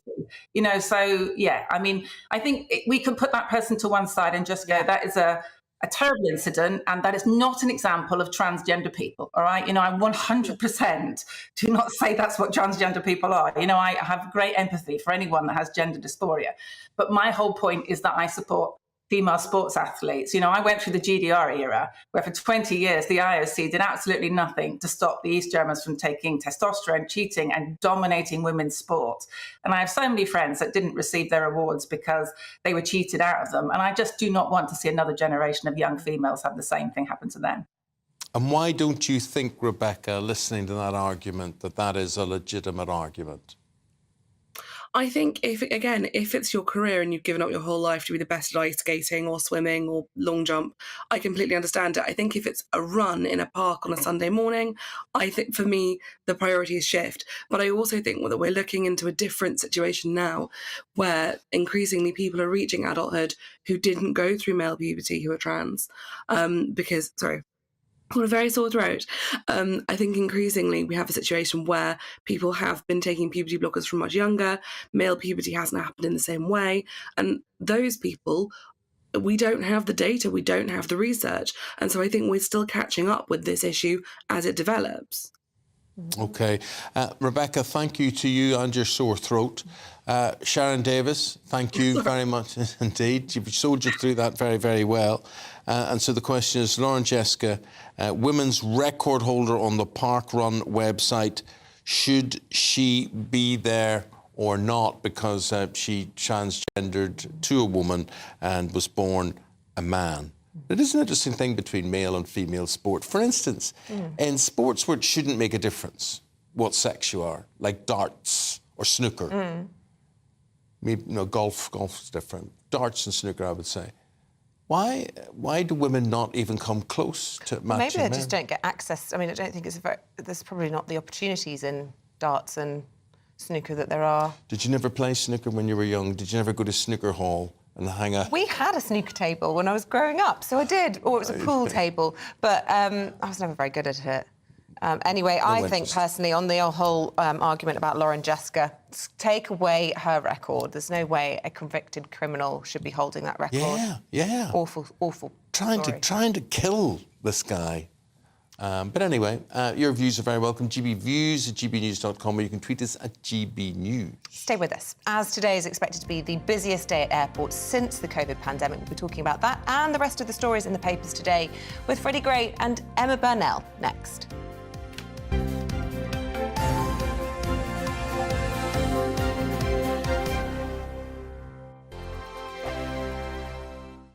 It's all about family, being in people's living rooms, all the interaction and getting to know who our viewers and listeners are. When I was young, my dad used to say, no, stop arguing. I wanted an outlet that would enable me to give my opinion.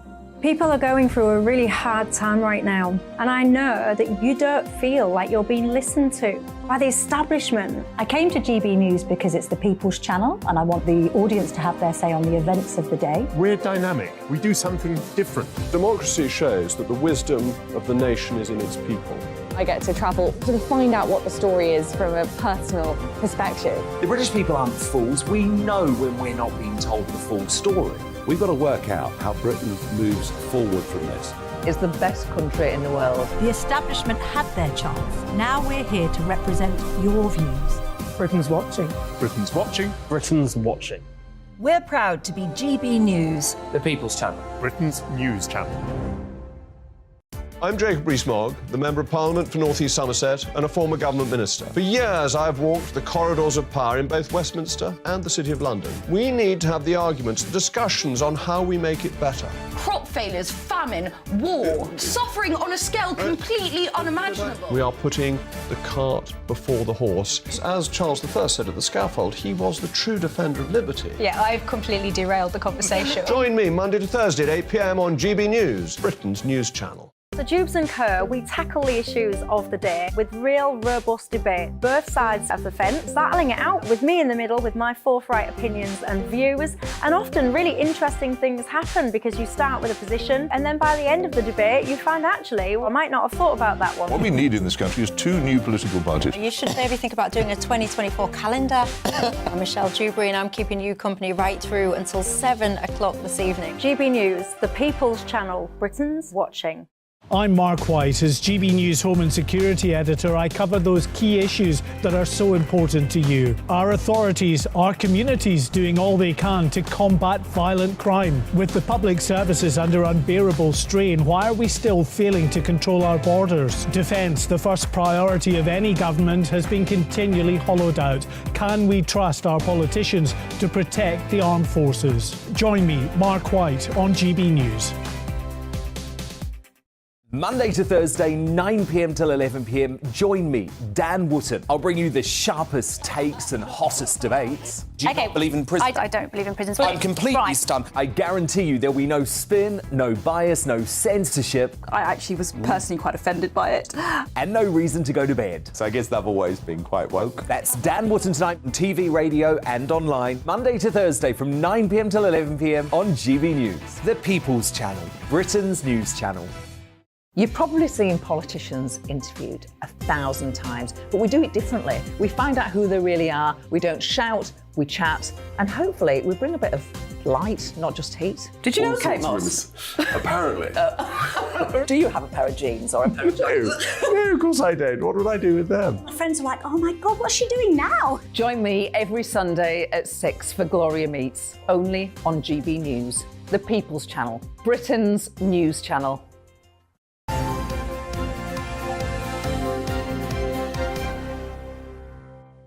We'll take a little interlude with what's in the papers now, and going through those this morning is the deputy editor of The Spectator, Freddie Gray, and the political consultant, Emma Burnell. Let's start with you, Emma, and the interest rate path to hit a shock 5.5. And this is after, I suppose, disappointing what's called core inflation yesterday. And actually, the FT have almost got a more alarming front page talking about gilt yields, those things we all became experts in after the disastrous mini-budget. And they say they're at the same sort of levels as after the Liz Truss budget back in the autumn last year. Yeah, while there was a drop in inflation, it was almost entirely led by the energy prices, I believe, and that actually isn't what's affecting most of the things that cost us money. So food inflation is still incredibly high.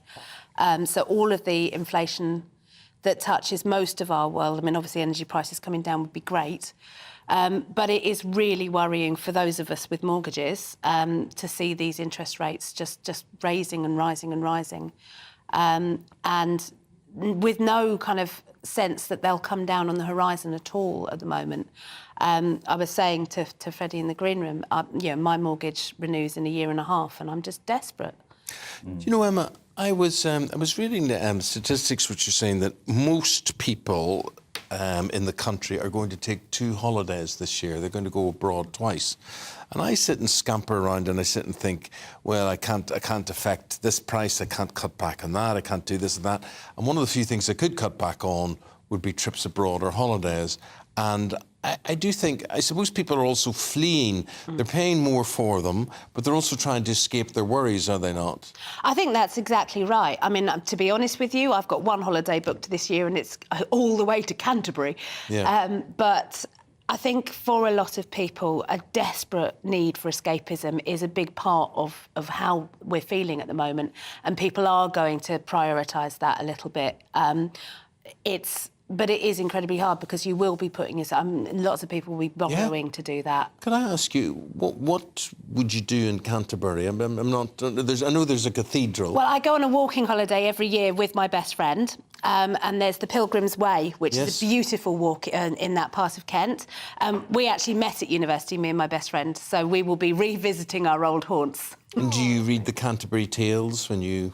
I have read the Canterbury Tales. I found that it was much easier to do it when you did it in a terrible cod Cornish accent. For some reason, it makes it understandable.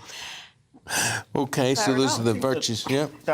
I know gilt yields are quite technical and boring to talk about, but that gilt yield story is extraordinary. I mean, Why? Do you remember how mad the world was going after Yeah. Liz Truss's mini-budget? The world is ending. Look at gilt yields. The whole economic system is going to collapse as a result of this, and Britain will be ruined forever. We're back there now. Yeah. Not getting the same coverage. And it's not getting the same coverage because it's not Liz Truss. But it's very, very alarming. Well, the markets were genuinely spooked yesterday. Yeah. And there's a few people with few papers carrying the graphs. I think the Eye's got a graph as well on the front, which just, yeah. Well, I saw someone on Bloomberg saying, Britain used to be called the sick man of Europe, saying Britain is now the sick man of the globe. Well, so for anyone who doesn't understand the importance of gilt yields, why is it important? Don't make me explain it. Level that they're at. Well, essentially, it's how the government, the interest that the government has to pay to borrow money. Yes, yes. So when they go up, that means Britain's debt payments, which are huge already, become much, much bigger. Right. And so it becomes increasingly inaffordable for Britain, the state of Britain, the government, to pay its debts. And that, of course, has a knock-on on what they can spend on public services, which are already struggling, or benefits. Which segues beautifully into your story on the front of the Telegraph about millions of people in out-of-work benefits. We're spending something like 24 billion a year. Something like that. On slackers, Eamonn, we can talk about working from home slackers. Don't bring that up. Well, so 4 million, the figure, this is the CSJ report, finds that 4 million of the 5 million people who are working from home... Oh, sorry. That's the campaign for social justice, yeah. Yes, on out-of-work benefits. About 4 million have never even had to try and find a job. And the Centre for Social Justice is very keen on pushing people back towards work if it can. if they can work, people should be pushed back towards work. And the worry is that a large number of British people who are out of work benefits are not even having to try to work. And so we're effectively just sort of parking by many people. And it's not, I mean, a lot of people think this is a sort of right-wing, cruel attitude towards people who aren't working. I'm not sure it is. I think, working is good for people. Being on benefits is not good for people.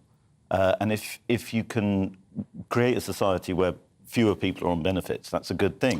Well, we've also got a conundrum which we're going to face at 9:30 this morning, which is why do we have to bring people into the country to find jobs or to work in areas that other people won't work in? And what I would say, to be clear, I agree with you about working being good for people or not.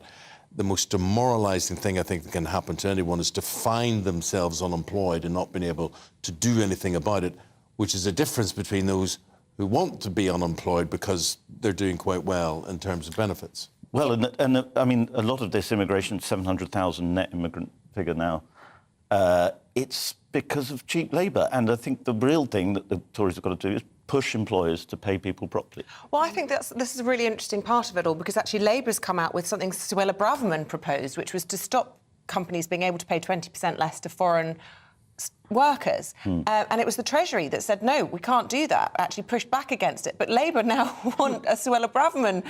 Well, because I think because Jeremy Hunt is obsessed with the idea that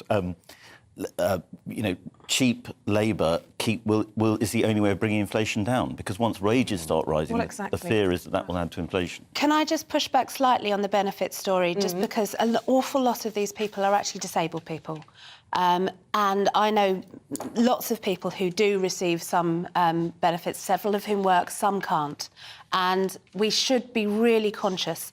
So the PIP assessment that you go through when you're trying to claim disability benefits, they are incredibly hurdle and very, very hard work and very difficult. So I do think that... Of course, that's right. So but I think we do need to be conscious that when we say everybody should work, there are people who cannot work. And we owe them a debt from society as well. OK. Listen, Tina Turner over all the front pages of the papers today. Let's go to musical guru, Doc Fox, who's going to join us now to pay tribute to her. Neil, good morning. Good morning, Eamonn. Good morning, Isabel. Very sad news today, because the word legend is used an awful lot, far too much nowadays, but it's a word that actually really does describe Tina Turner and her incredible life and what an incredible legacy she leaves us. But how very sad. I think a lot of people very sad this morning waking up, because her music literally brought a lot of joy to different generations. She's been incredible. You're right about the different generation thing. You and I are of the same generation, where we may only have been aware of her in her second coming in the early 80s, when you had the Madonnas of this world, where girl power really did happen, and it was legit for a strong female to hit the charts and stay in the charts. She was a revolution in the early 80s. She was. I mean, I guess what's interesting is she actually, was around from 1957 with a sort of Icon Tina Turner review. 57, she was in 1960. She sort of started making a name for herself as Little Anne in that review. That's just before I was born. And then, yes, she had this incredible time with her husband, Ike Turner. She had an awful marriage, though, to him. He was abusive and violent. She left that marriage, a very brave thing to do, of course, in the 70s. And then she went out as this incredible reinvention, this 1984, that Private Dancer album, literally took the world by storm. And she became this incredible image of this strong, powerful new woman. I mean, I think nowadays we have to look back and realize what an impact this lady made, because she was the first black artist, incredibly, and the first woman to ever appear on the front cover of Rolling Stone magazine. So all those years back, she was changing the rules and breaking the mold. And then, of course, a new generation knew her from Private Dancer and everything she did that, and then Thunderdome. And she had this incredible set of songs in the 80s and 90s, these big power ballads. She earned this title of the Queen of Rock and Roll, and she really did earn that. And amazingly, she went on till 2009, then decided she didn't want to tour anymore, and that was it. You know, so she had this incredible career from 57 to 2009. She sort of ended on a real high. She's had a few health issues clearly since. She had intestinal cancer. 2016 was diagnosed, and then the very sad news that obviously, you know, overnight she's passed away. But she really will leave an incredible legacy, and an awful lot of artists will owe an awful lot to her, particularly young female artists. And of course, in the black community, the world has changed a lot now, thank God. But you know, when she started out, my goodness, there was some segregation, and she had to bash against a lot of doors to be heard. Yeah, so she fought against that, and then, you know, her second sort of wind, if you like, came in her mid-40s. And you know, it's an incredibly brittle industry, isn't it, the music industry? To be there, gyrating, giving it her all as an older woman on stage was so empowering, but also really hard to do, probably. And I think she was the oldest woman ever to appear on the cover of Vogue. I don't know if you ever had the chance to interview her or meet her or indeed see her in concert. Eamonn and I were saying this morning it's one of our big regrets, you know, that we never did see her. And she's up there for me in the top 5 all-time artists, I think. Well, I did go and see her a couple of times. I was lucky enough to see her at the old Wembley Stadium. And I think one of the best parts of that, I mean, all the huge songs, her voice was magnificent. But when she did a small section of that show, in a way very much like she was in the Ike and Tina Turnerette, she brought on these incredible backing singers in the little shimmy, shimmy skirts. And there she was in her mid-40s. She was just giving it 100%. It was absolutely brilliant. And I was lucky enough to interview her a couple of times. And she was a fabulous, strong, iconic woman who obviously had been through an awful lot. If anyone's ever seen the film and her life story, she went through a lot of struggle in those early days and a lot of problems with her husband. And then she found this incredible inner peace. She was a practicing Buddhist, and she had something about her. She had this wonderful, calm, peaceful persona and air to her. She was an absolute pleasure to interview because she was an absolute legend. And so I think when you do get to sit and have a chat with people like that, you do realize what a story they tell and what some incredible songs that she has created, and actually what an amazing legacy and a songbook she leaves us all. I have that aura as well, that calm, peaceful, exuding thing. Now, where are you? Are you talking to us from inside a cupboard or something? Where are you? No, I'll be honest, I was in a much nicer place until I realised my wife's currently doing a yoga class in my house, and apparently it's sucking up all the internet, so I had to rush to somewhere else, which does feel like a shed. It's like a Harry Potter under the stairs cupboard or something. Yeah. You've been banished. Now it's awful. Neil, if you had to pick one song, and it's a tough one to do from either era of her life, what would it be? I think River Deep, Mountain High. I put it on, instant feel good. On a day like today, it's one I'll be playing on my show on Nation. It's just an instant feel good classic. And sadly, she is gone. But my goodness, the song she leaves will be playing forever. Good man, good man. Thank you, Neil. Really appreciate your take on things.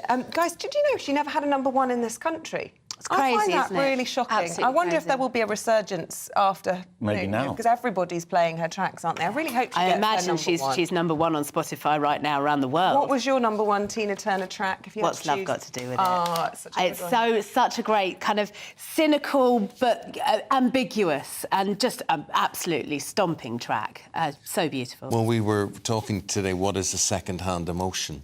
Yes. And Isabel explains. She knows what it is. Did you? So, I mean, I've always description? interpreted it as basically, you know, you fancy someone and that's what's really going on, and then you have these secondary thoughts that you add on to it. So, OK, that was different to mine. I was just thinking it was an emotion that you can't control. It's, you know, caused by a second-hand person, whereas you can be happy on your own accord, but, you know, love is dependent on another person. Isn't it beautiful that there can be so many interpretations? I love it. I mean, that's what I love about that song, is it is ambiguous. Yeah. What do you think? Hard to sell a second-hand emotion. Put your second-hand emotion on eBay. Yes, see what you get for it. Yeah. I also liked. I mean, she was very good at music themes as well. Thunderdome. Yes. As Neil mentioned there, but also. GoldenEye. Oh, I love GoldenEye. Yeah. GoldenEye would be my second, definitely. I'm going to go with that one as it's my favourite Bond film as well, so... Apparently it's written by Bono. There we go. Oh, I did not know that. Do you know Pierce Brosnan has opened an art exhibition I did not know that either. I think he's in Florida. I think that's where he's doing. He's a full-time sort of painter now, and whatever, that's what he does. Anyway, just thought I'd say that. Anyway, guys, thanks very much indeed. The guys are going to be back in about 35 minutes' time. Yes, thank you to both of you. Stay with us. Coming up, we're going to have more for you on those latest migration figures. They're out at 9:30, but we're discussing what they're predicted to reach and what the government proposes to do about it.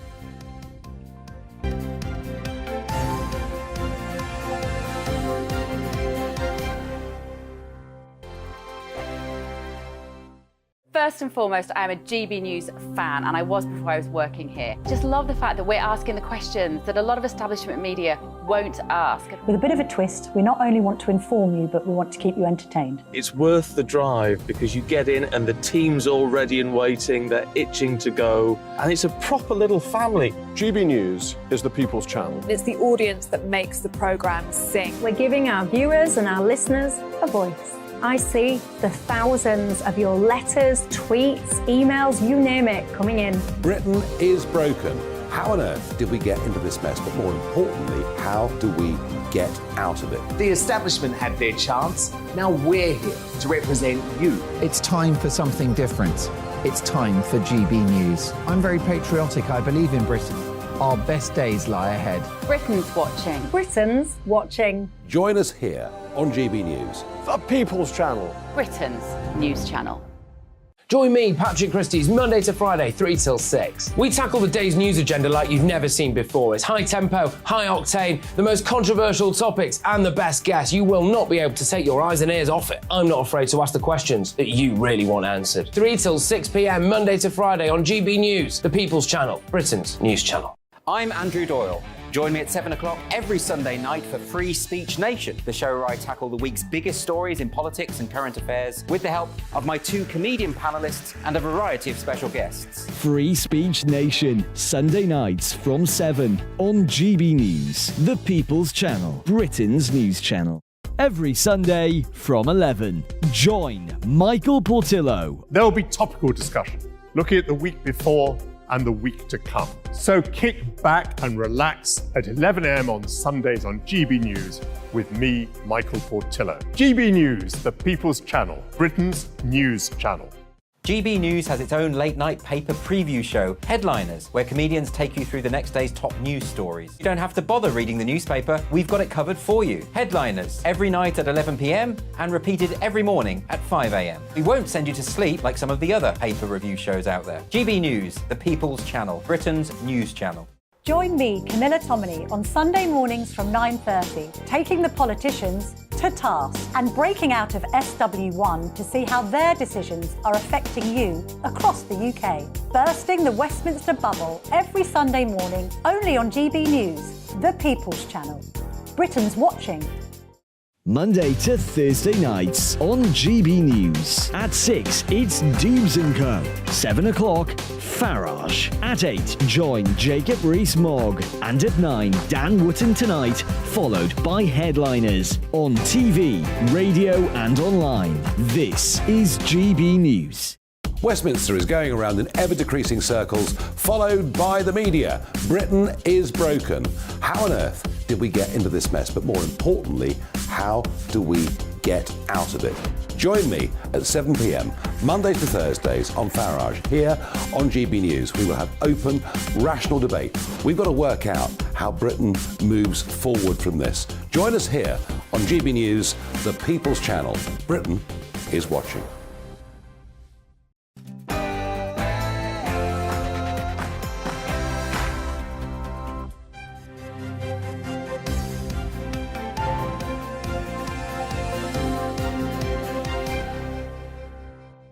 The Prime Minister vows a clampdown on migration as the government braces for record figures. Good morning. It's coming up to 8 o'clock on Thursday, the 25th of May. This is Breakfast on GB News with Eamonn and Isabel. Leading the news this morning, net migration. It's expected to soar to more than 700,000 ahead of the release of the numbers at 9:30. The Prime Minister has promised action, vowing to clamp down on legal migration. Boris Johnson's facing further scrutiny of his conduct during the pandemic as the COVID inquiry now demands the release of hundreds of his private WhatsApp messages. The chair of the inquiry is said to be considering criminal sanctions if the government won't hand them over.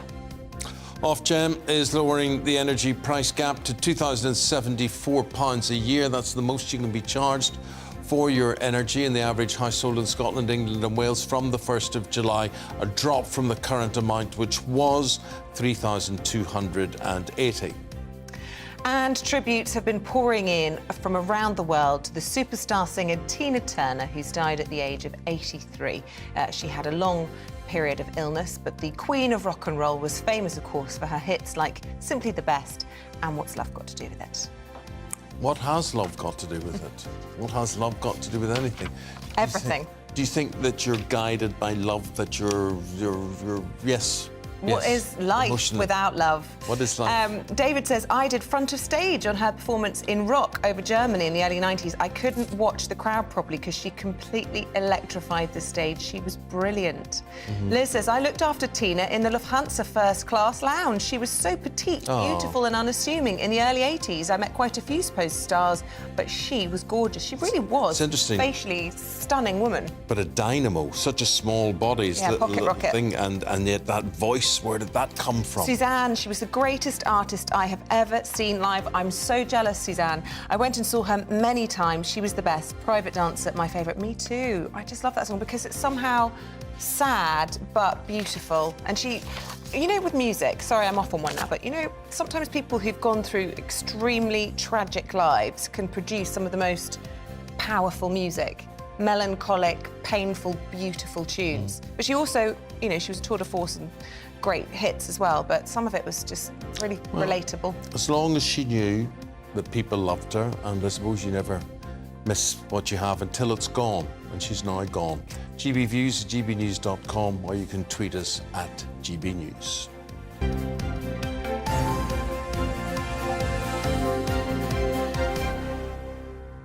Right, so we're building up, right, it's 2 minutes past 8. At 9:30 this morning, you will have the latest net migration figures, and they're expected to reach record levels. Well, the Prime Minister promised in PMQs yesterday that the government would clamp down on people coming into the UK. The previous figures from the 12 months to June 2022 saw net migration standing at 504,000. Well, our political reporter Catherine Forster takes a look back over years of rising numbers and broken promises.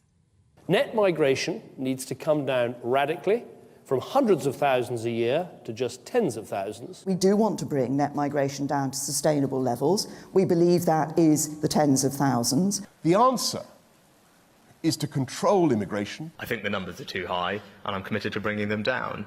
We've had 13 years of Conservative Prime Ministers pledging to cut net migration. Yet the numbers have gone up and up, now reaching a new record high. How did we get here? Until the early 80s, Britain was a net exporter of people. But under New Labour, net migration increased fivefold, driven by free movement within the European Union, which expanded eastwards in 2004. Brexit was won on a promise to take back control, including of our borders. Britain would decide who came, and numbers would fall. Now the government does have control, and an Australian points system, but the numbers have surged. We've offered sanctuary to refugees from Ukraine, Afghanistan and to Hong Kongers.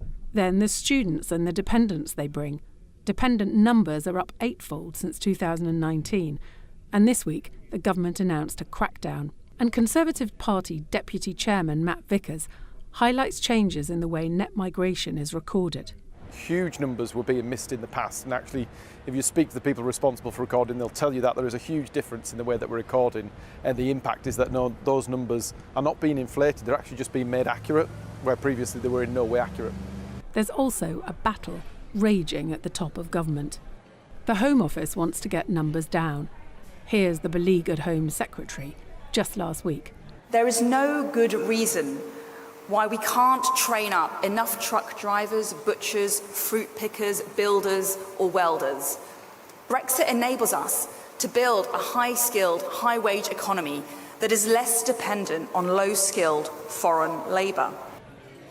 Meanwhile, The Treasury and departments such as Education and Health want immigrants to plug gaps and to grow our sluggish economy. Yet we've a record 5.3 million adults on out-of-work benefits. Looking at the welfare system and ensuring that the incentives are there for some of our own people to take on some of the jobs that we're currently relying on cheap foreign labour to do.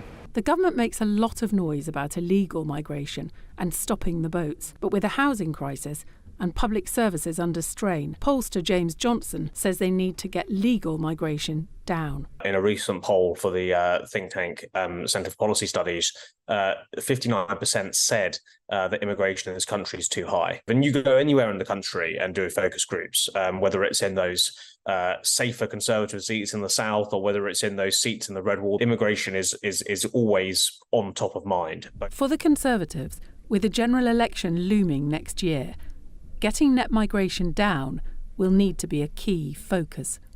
Catherine Forster, GB News. Well, joining us now live from Westminster is our political editor, Darren McCaffrey. And Darren, the government will have a tough sell to try and explain these figures away, won't they? Yeah, they really will indeed, not least of all, as Catherine's very astutely pointed out there, we've heard from every Conservative Prime Minister over the last 13 years that they want to see net migration fall, and it has done anything but. Net migration, by the way, is the number of people who leave the country, contrast with the number of people who permanently move here. We're going to get the figures in the next hour or so, and we reckon it's going to be around 750,000 people. Quite extraordinary, really, when you step back and think about that. Whatever one's opinion is on legal migration, that is a huge number, a record-breaking number. It's the equivalent, I think, of Nottingham and Coventry all moving here in 1 year. There'll be questions, of course, about the pressure that it puts on public services and indeed the demographic changes that it inevitably would bring about. Now, from the government's point of view, they insist that, as you just heard there from Matt Vickers, the way the numbers have counted have slightly changed, and more importantly included in those figures this year will be people from Ukraine and from Hong Kong, and those are unique circumstances that they're not expecting to see this year, and so that is why the figures will be more inflated than they usually would be. However, one of the reasons that the numbers are increasing, it is based on Boris Johnson's policies of essentially trying to attract people here with work visas.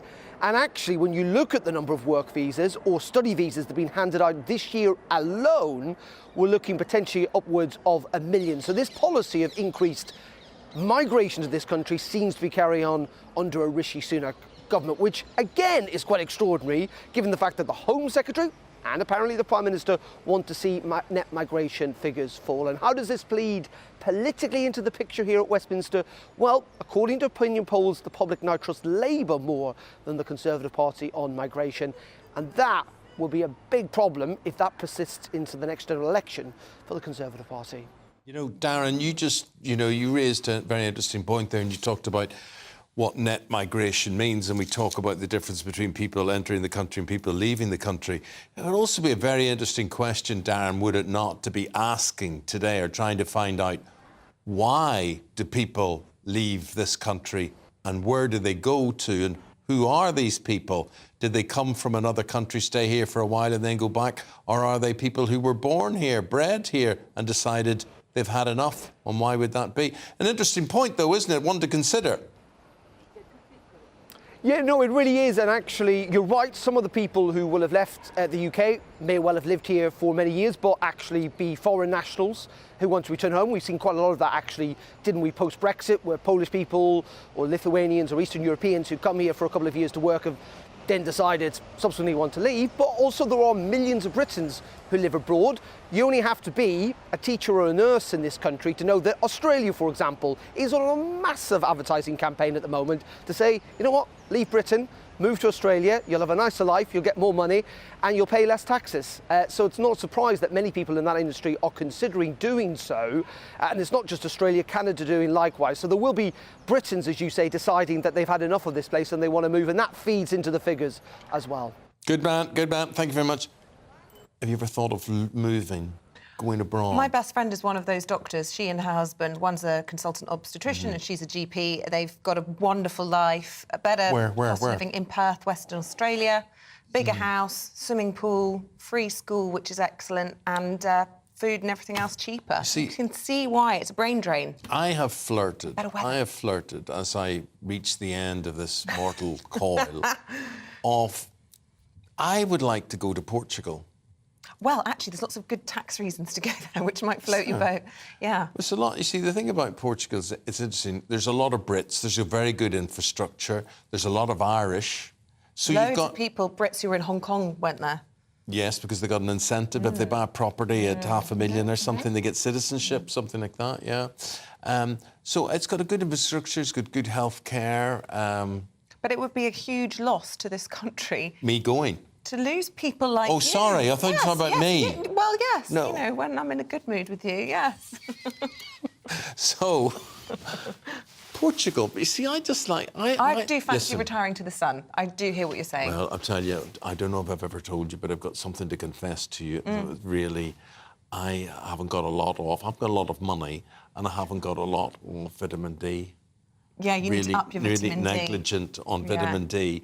And I really need to live in the sun or else I'm going to shrivel. Well, it sounds like we might be contributing to the net migration figures in some way. But I don't know if I'd have the guts to do it. I don't know if I'd feel a bit vulnerable being away well, you've from got everything you know. Dual citizenship in the EU and UK. I don't know how easy it is for British people to do it anymore, whether or not you can come back and use the NHS. All of those issues. But anyway, it's a problem as well because without people coming into this country, what does the impact have on jobs? Obviously, the care jobs in particular have a huge number of people recruited internationally. What effect was this having on do you know what? operations and residents? It's a huge number of people, and I don't know if it's to be applauded or it should be a national disgrace that we have British people who will not work in care jobs. But, I mean, thankfully, there are a lot of people who do from all around the world. We're going to talk about this now with our East Midlands reporter, Will Hollis. And, Will, you've been looking into this. And as I understand it, Will, there are a lot of job vacancies in the care sector. Good morning. Yeah, just to give you an idea, the last data that was collects data from across the care sector, 165,000 vacancies across the care sector. So that's in jobs like managers, people that run administration, but also the more intimate care jobs, the people that bed, clothe and that really need help at different points in their life. Now, to give you a bit of an idea of how migration plays into that, in the last year, 10% of new starters in the care sector come from outside of the UK. The government is really looking into how international recruitment can bring jobs in and fill those positions and those posts where there are hundreds of thousands of people, posts and positions that need filling. Somebody that can tell me a little bit more is Melanie Weatherly. You are the chair of the Care Association Alliance. That's right, yeah. As well as running your own care business here in Lincolnshire. Just describe for me, why are there so many vacancies in the care sector? Care, I think, is a wonderful job. In fact, I think it's the best job in the world. But often we're not recognised, we're not valued by society, so parents and careers teachers don't suggest care as an occupation. And it is a wonderful job, but the lack of investment in the sector means we can't pay people anywhere close to what they're worth. In the data that I was speaking about from Skills for Care, it estimated that it's 17% of the workforce in the care sector come from outside of the UK, 7% from the EU, 10% from places like Nigeria, the Philippines and India.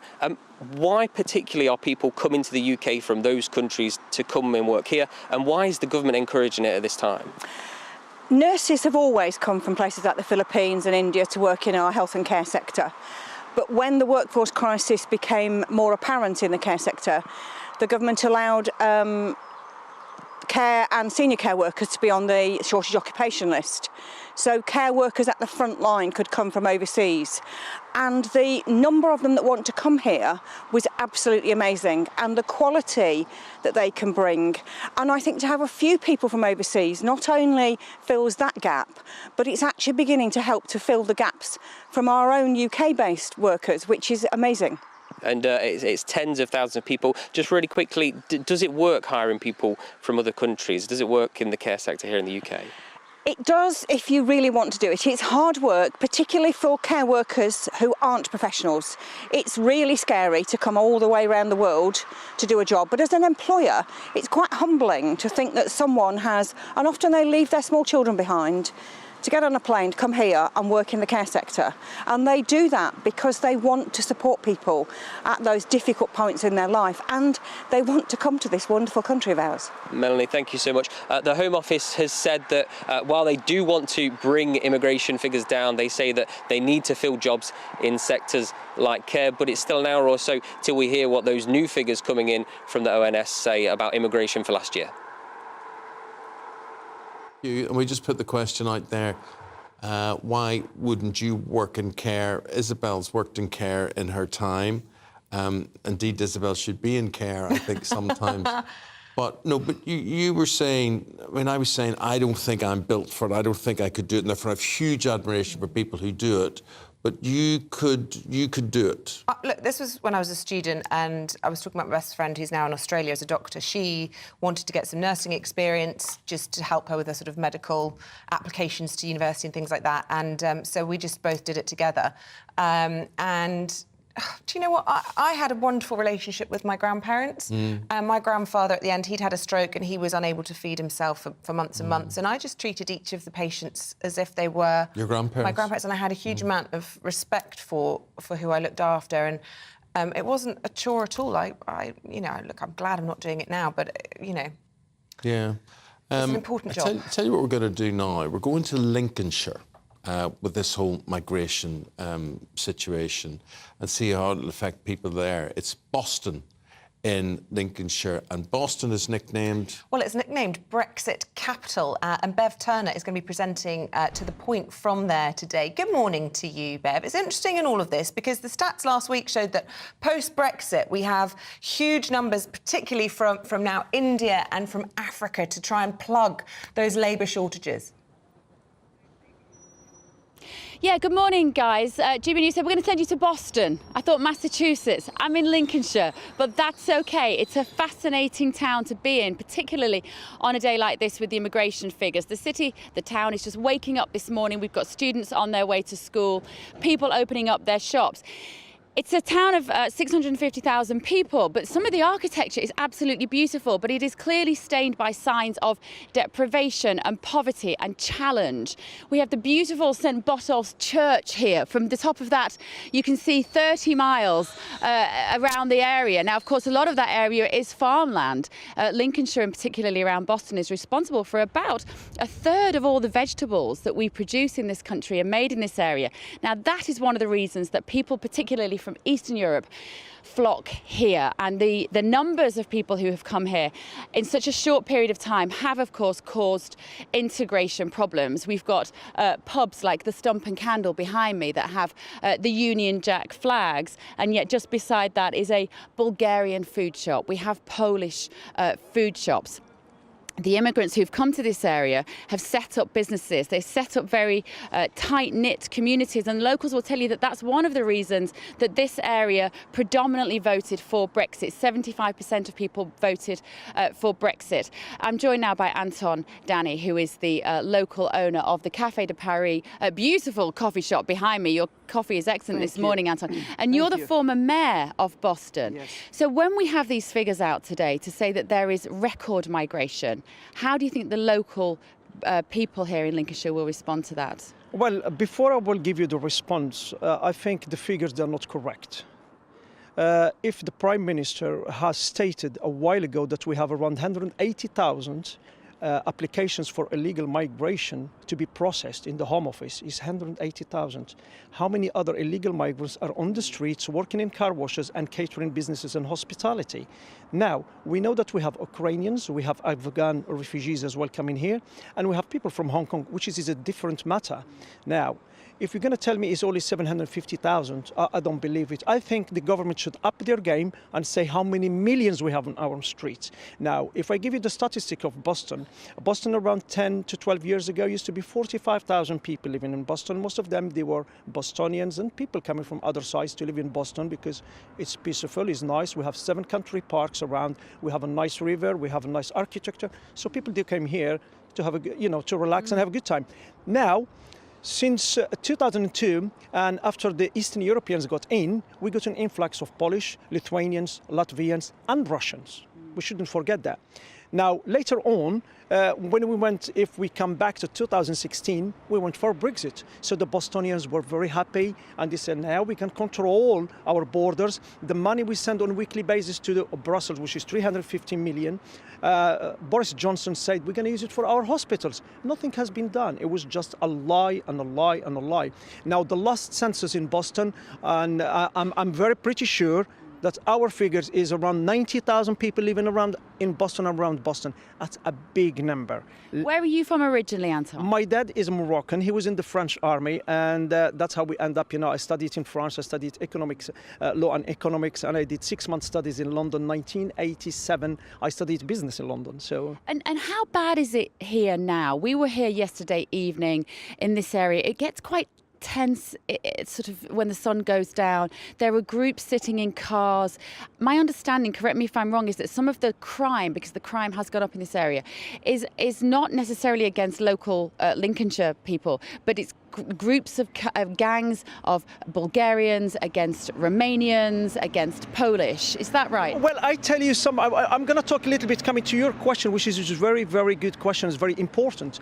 A lot of people in Boston now, they feel intimidated coming to the town centre because of these gatherings. Just a couple of weeks ago, we used the law, which is dispersing people. So we started to tell people to disperse because you found groups of 10 young men wearing dark clothes, dark faces with beard, and looking very aggressive. So people, they cannot tell them even to move. They stand in front of shops, they stand in front of coffee shops, they sit anywhere they like, they will litter. You can't say anything because they will attack you. I seen a couple of them, they were littering just by the 5 Lamps here, which is a historic place, and one of them told me, go, go, go. And they are very intimidating. And I think, yes, sometimes I will preach for gaining back our town, but it's very difficult. And I think the government are not doing the right job. They're lying about the figures. They're not giving us enough funds to support ourselves. We haven't got enough police in this town, even, to tackle the crime. So I will not blame the Bostonians for refusing to accept the figures. I will not blame the Bostonians for refusing to support the government now. And we have seen the downfall in local elections in the country. Yeah. So that shows you. We have to move on, Anton. I'm going to come back into your cafe and have some croissants and drink some more lovely coffee. Thank you so much for talking to me. I'm going to be here all morning. Of course, Andrew Pearce will be on air with To The Point at 9:30, and he will be coming to me throughout the show, particularly as these figures break this morning. Eamonn and Isabel, back to you. Thank you at 9:30, and Beverly will bring them to you. Anton there, but what an advert he is for legal migration. He comes from Morocco, his father came from Morocco, they settled here. He opens a business, right, so his coffee shop. He becomes mayor as well, investing in the local community, and incredible. Civic-minded. And he was brilliant on Strictly Come Dancing as well. I thought he was superb. Also, we were just commenting about, being in Boston. Of course, that is a city in America that most of us are familiar with, but that was part of the net migration figures then. A load of us over to America to set up a new life. It's been done for generations. It's just part of the debate, isn't it? Part of the celebration that we've been going through today is the life of Tina Turner. And you'll probably know by now she's died at the age of 83. She had a long battle with cancer. And the news of her death, I think it makes us all think about her music and their tracks of our years, I suppose, as well. People have been sending in memories from weddings and family events and reminiscing, I think, hasn't it? But it's sent shockwaves not only through us mere mortals, but also through the industry, and has left lots around the globe mourning this morning. OK. She was, and I suppose she will remain, simply the best. Simply the best.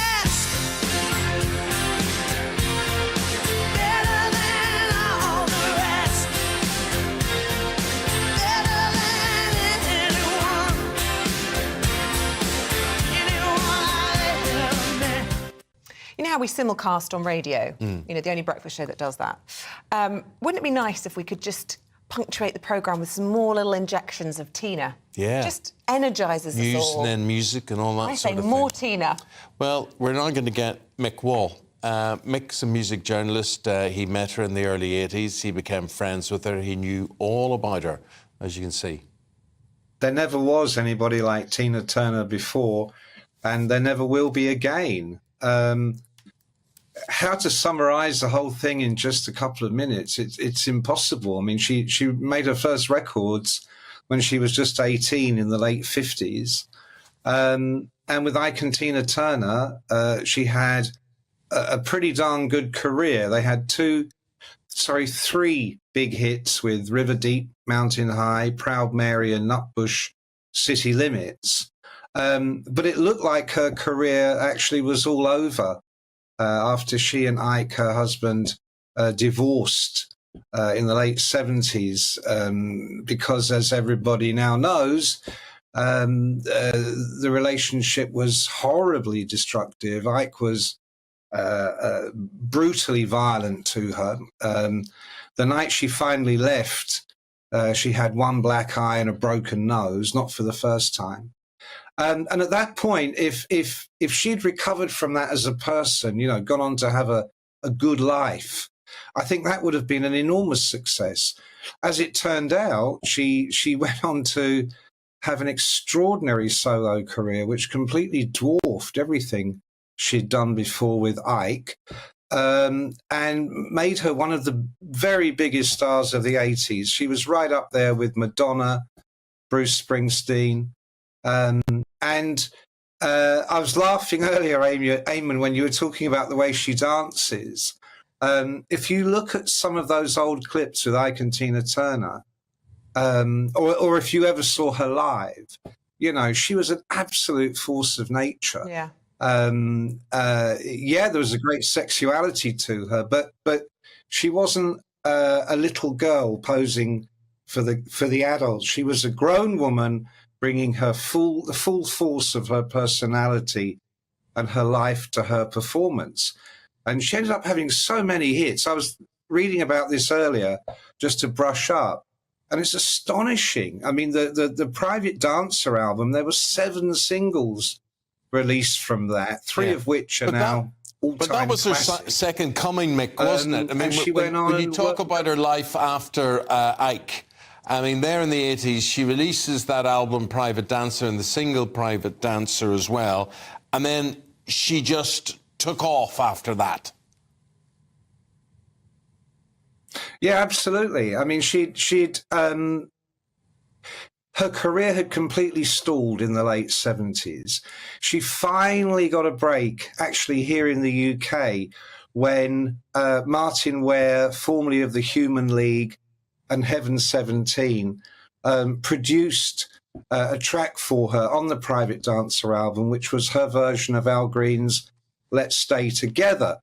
It was a big hit here, big hit all over the world. In fact, it became, in America, the biggest selling 12-inch record of all time at that moment in the 80s. And then by the time you get to What's Love Got to Do With It, from the same album, written, by the way, by one of the former members of Gallagher and Lyle, and the track Private Dancer, which I don't know if you know, Eamonn, was written by Mark Knopfler of Dire Straits. In fact, it was scheduled to be included on the Dire Straits album Love Over Gold, but Mark sensibly decided at the very last moment that a grown man couldn't really sing that song. I mean, I suppose a grown man could sing that song, but really, it was better her singing it. So many tributes pouring in from superstars themselves. Too many, really, to read them all, but a little snippet. Beyonce, of course, is touring in the UK at the moment, and I'm sure you're going to see her next week, aren't you? I think she was inspired very much by Tina Turner. She says, "My beloved Queen, I love you endlessly. I'm so grateful for your inspiration and all the ways you've paved the way. You are strength and resilience. You are the epitome of power and passion. We are all so fortunate to have witnessed your kindness and beautiful spirit that will forever remain. Thank you for all you've done." Beyonce recorded Proud Mary with her. And you'll see that maybe storming up the charts. Yeah, absolutely. Mick Jagger, apparently Tina Turner taught Mick Jagger his moves. He says, I'm so saddened by the passing of my wonderful friend Tina Turner. She was truly an enormously talented performer and singer, and she was inspiring, warm, funny and generous and helped me so much when I was young, and I will never forget her. And I also want to read this one from President Obama because he just has a way with words, doesn't he?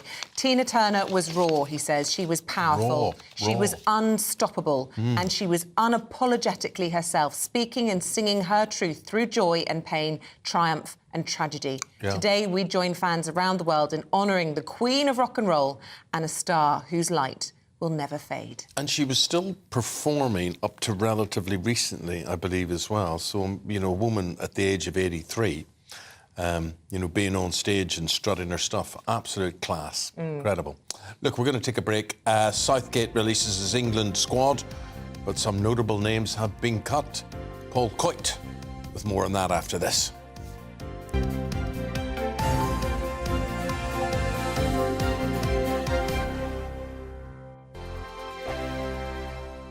It's all about family, being in people's living rooms, all the interaction and getting to know who our viewers and listeners are. When I was young, my dad used to say, no, stop arguing. I wanted an outlet that would enable me to give my opinion.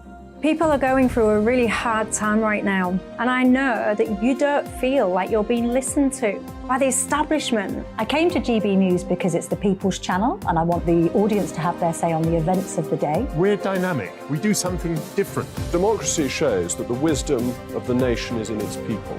I get to travel to find out what the story is from a personal perspective. The British people aren't fools. We know when we're not being told the full story.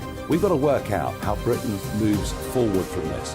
It's the best country in the world. The establishment had their chance. Now we're here to represent your views. Britain's watching. Britain's watching. Britain's watching. We're proud to be GB News. The People's Channel. Britain's news channel. I'm Jacob Rees-Mogg, the Member of Parliament for North East Somerset and a former government minister. For years, I've walked the corridors of power in both Westminster and the City of London. We need to have the arguments, the discussions on how we make it better. Crop failures, famine, war, suffering on a scale completely unimaginable. We are putting the cart before the horse. As Charles I said at the scaffold, he was the true defender of liberty. Yeah, I've completely derailed the conversation. Join me Monday to Thursday at 8 p.m. on GB News, Britain's news channel. So Jubes & Co, we tackle the issues of the day with real, robust debate, both sides of the fence, battling it out with me in the middle with my forthright opinions and views. And often really interesting things happen because you start with a position and then by the end of the debate you find actually, well, I might not have thought about that one. What we need in this country is 2 new political parties. You should maybe think about doing a 2024 calendar. I'm Michelle Dewberry and I'm keeping you company right through until 7 o'clock this evening. GB News, the People's Channel, Britain's watching. I'm Mark White. As GB News Home and Security Editor, I cover those key issues that are so important to you. Our authorities, our communities doing all they can to combat violent crime. With the public services under unbearable strain, why are we still failing to control our borders? Defence, the first priority of any government, has been continually hollowed out. Can we trust our politicians to protect the armed forces? Join me, Mark White, on GB News. Monday to Thursday, 9 p.m. till 11 p.m. Join me, Dan Wootton. I'll bring you the sharpest takes and hottest debates. Do you not believe in prisons? I don't believe in prisons. I'm completely stunned. I guarantee you there'll be no spin, no bias, no censorship. I actually was personally quite offended by it. And no reason to go to bed. So I guess they've always been quite woke. That's Dan Wootton tonight on TV, radio and online. Monday to Thursday from 9 p.m. till 11 p.m. on GB News. The People's Channel, Britain's news channel. You've probably seen politicians interviewed 1,000 times, but we do it differently. We find out who they really are, we don't shout, we chat, and hopefully we bring a bit of light, not just heat. Did you know Kate Moss? Apparently. Do you have a pair of jeans or a pair of jeans? No, of course I don't. What would I do with them? My friends are like, oh my God, what's she doing now? Join me every Sunday at 6 for Gloria Meets, only on GB News, the People's Channel, Britain's news channel.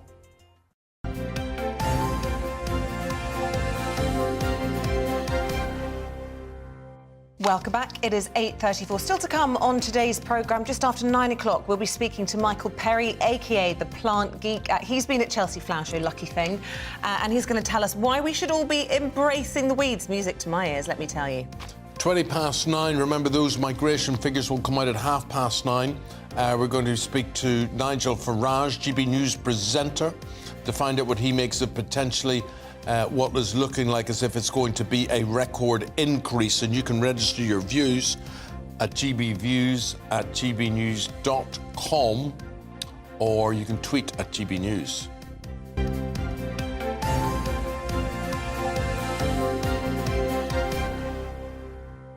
Do you remember that plant geek you were talking about there, a.k.a. whatever his name was? We've got the sports geek, a.k.a. Paul Coit, coming up as soon as I bring you the back pages. Guardian, first of all. England boss Gareth Southgate warns Harry Maguire over his lack of playing time at Manchester United. Although it's anything to do with Harry, I don't think so. The Mail says the England boss has slammed the FA's decision to block the Brentford striker Ivan Toney from training during his ban. And in the Star, Man United boss Erik ten Hag refuses to rule out a summer move for Neymar at PSG. What do you think of that? Surely not. Surely.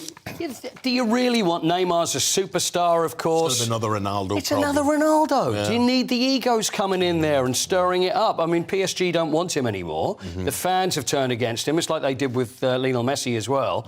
So as a Manchester United fan, I mean, it sounds great, doesn't it? And he's a great player, of course he is. But is it going to work? It's that Galactico thing, isn't it? I'm not sure. I think Ten Hag's the man that, you know, he likes a team. Yeah. He doesn't want individuals. And he doesn't take any nonsense. And I imagine that there would be a bit of nonsense. So I don't think it's worth it. So anyway, no nonsense at Brighton last night. Absolutely. They got themselves a draw against Premier League champions Manchester City, and who would have bet against them? Well, Manchester City, obviously they've won the title, and it's thinking, well, have they got anything to play for at Brighton? They made quite a few changes, of course, because the FA Cup final coming up, Champions League final. But with a bench like Man City, it's not like, they've got kids coming on that aren't very good. And Brighton took the game to them. And whereas teams that did get a result against Man City, and there's not many, you'd sit back and you'd just try and play it. They went out and just played football against them and tried to match them man for man, and they were terrific. I tell you, absolutely. What would Brighton get? Were they called the Europa League? Europa League. So they've now qualified. They've now officially qualified with that point for the Europa League. First time that Brighton have been there. Just a great run club. Everybody's a fan of Brighton. They've got terrific players. They've got Roberto De Zerbi, so they deserve everything they get. We've got an international window coming up as well. That's for North Macedonia and also Malta, and that's in the Euro. See, it's again, we're now at the end of the season, so obviously we're going to be playing internationals. Gareth Southgate named his team. We've got Abrici Esse, who's going to make his debut, but then you've got Harry Maguire, who can't get in the Manchester United side, but still seems to walk into the England side, which seems bizarre. He does do a job. Well, it depends, you know, the way Southgate plays. I mean, he suits Southgate's system, and Southgate's quite a safe sort of manager anyway, but there you go. See, there's all the announcements going through there. Trent Alexander-Arnold, it's where he's going to play him in midfield or not. And Ivan Toney, the other story that you mentioned just now, Ivan Toney would have been in the squad, but of course is banned from those gambling irregularities, shall we say. There's a load of those, and he's out for goodness knows how many months. But Gareth Southgate did speak about that and said that he didn't think it was right, the fact that he's banned from even training with his football club. And he said, well, I'm going to call him, but if that's wrong, then they'll have to ban me instead, because he really believes in him. What's his name? Mason Mount. Yes. As well. I don't know if he's in that England squad, that call-up as well, but there's transfer talk in the papers today. Yes. He's a target for Man U. Well, he is. Well, Chelsea are playing Manchester United today, so he's got a year left on his contract, and Manchester United look very interested, and that seems, I think, a little more likely, and someone's going to suit Erik ten Hag probably a little bit better than Neymar will. So that's something to look forward to the summer. Thank you, my friend. Pleasure. I'll leave it there. Appreciate it. Thank you very much indeed. Still to come, are you headed to the airport today? If you are, lucky thing. Perhaps you're watching us in departure lounges. Maybe not. Well, lucky. maybe not, maybe so because it's set to be a busy day for those heading off. In fact, the busiest since pre-pandemic times. Yeah, Freddie Gray, Emma Burnell with the papers talking about that next.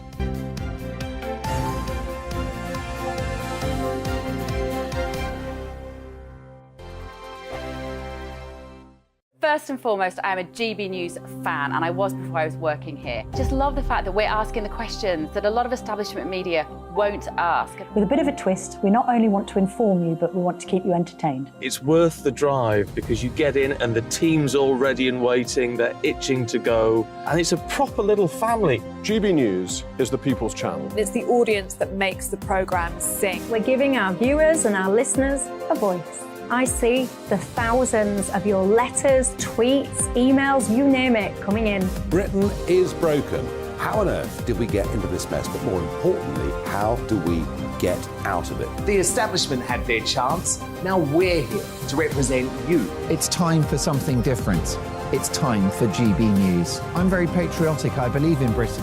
Our best days lie ahead. Britain's watching. Britain's watching. Join us here on GB News. The People's Channel. Britain's news channel. Join me, Patrick Christie's, Monday to Friday, 3 till 6. We tackle the day's news agenda like you've never seen before. It's high tempo, high octane, the most controversial topics, and the best guests. You will not be able to take your eyes and ears off it. I'm not afraid to ask the questions that you really want answered. 3 till 6 p.m, Monday to Friday on GB News, the People's Channel, Britain's news channel. I'm Andrew Doyle. Join me at 7 o'clock every Sunday night for Free Speech Nation, the show where I tackle the week's biggest stories in politics and current affairs with the help of my 2 comedian panellists and a variety of special guests. Free Speech Nation, Sunday nights from 7 on GB News, the People's Channel, Britain's news channel. Every Sunday from 11. Join Michael Portillo. There will be topical discussion, looking at the week before and the week to come. So kick back and relax at 11 a.m. on Sundays on GB News with me, Michael Portillo. GB News, the People's Channel, Britain's news channel. GB News has its own late-night paper preview show, Headliners, where comedians take you through the next day's top news stories. You don't have to bother reading the newspaper, we've got it covered for you. Headliners, every night at 11 p.m, and repeated every morning at 5 a.m. We won't send you to sleep like some of the other paper review shows out there. GB News, the People's Channel, Britain's news channel. Join me, Camilla Tominey, on Sunday mornings from 9:30, taking the politicians to task and breaking out of SW1 to see how their decisions are affecting you across the UK. Bursting the Westminster bubble every Sunday morning, only on GB News, the People's Channel. Britain's watching. Monday to Thursday nights on GB News. At 6, it's Dubes & Co. 7 o'clock, Farage. At 8, join Jacob Rees-Mogg. And at 9, Dan Wootton Tonight, followed by Headliners. On TV, radio and online. This is GB News. Westminster is going around in ever-decreasing circles, followed by the media. Britain is broken. How on earth did we get into this mess? But more importantly, how do we get out of it? Join me at 7 p.m, Mondays to Thursdays on Farage, here on GB News. We will have open, rational debate. We've got to work out how Britain moves forward from this. Join us here on GB News, the People's Channel. Britain is watching.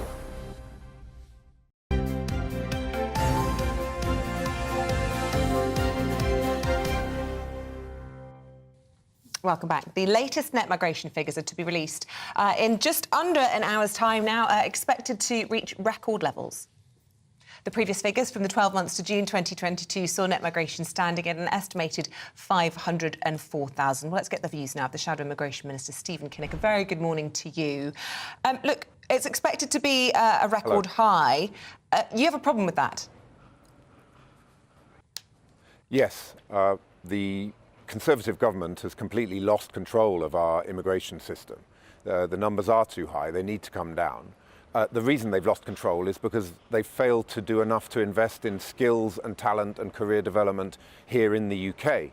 So employers are being forced to reach for overseas migrant labour because they don't have the pipeline of people that are ready to come and work and attracted as well to the opportunities that are here in the UK. So local talent development is and the failure to develop that talent is the main reason why we're seeing the skilled worker visa having increased by an enormous 95% since 2016. But let's put it another way, Stephen. Which is to get much Stephen, better you say, integration. Stephen, you say there's a failure to develop that talent. Yeah.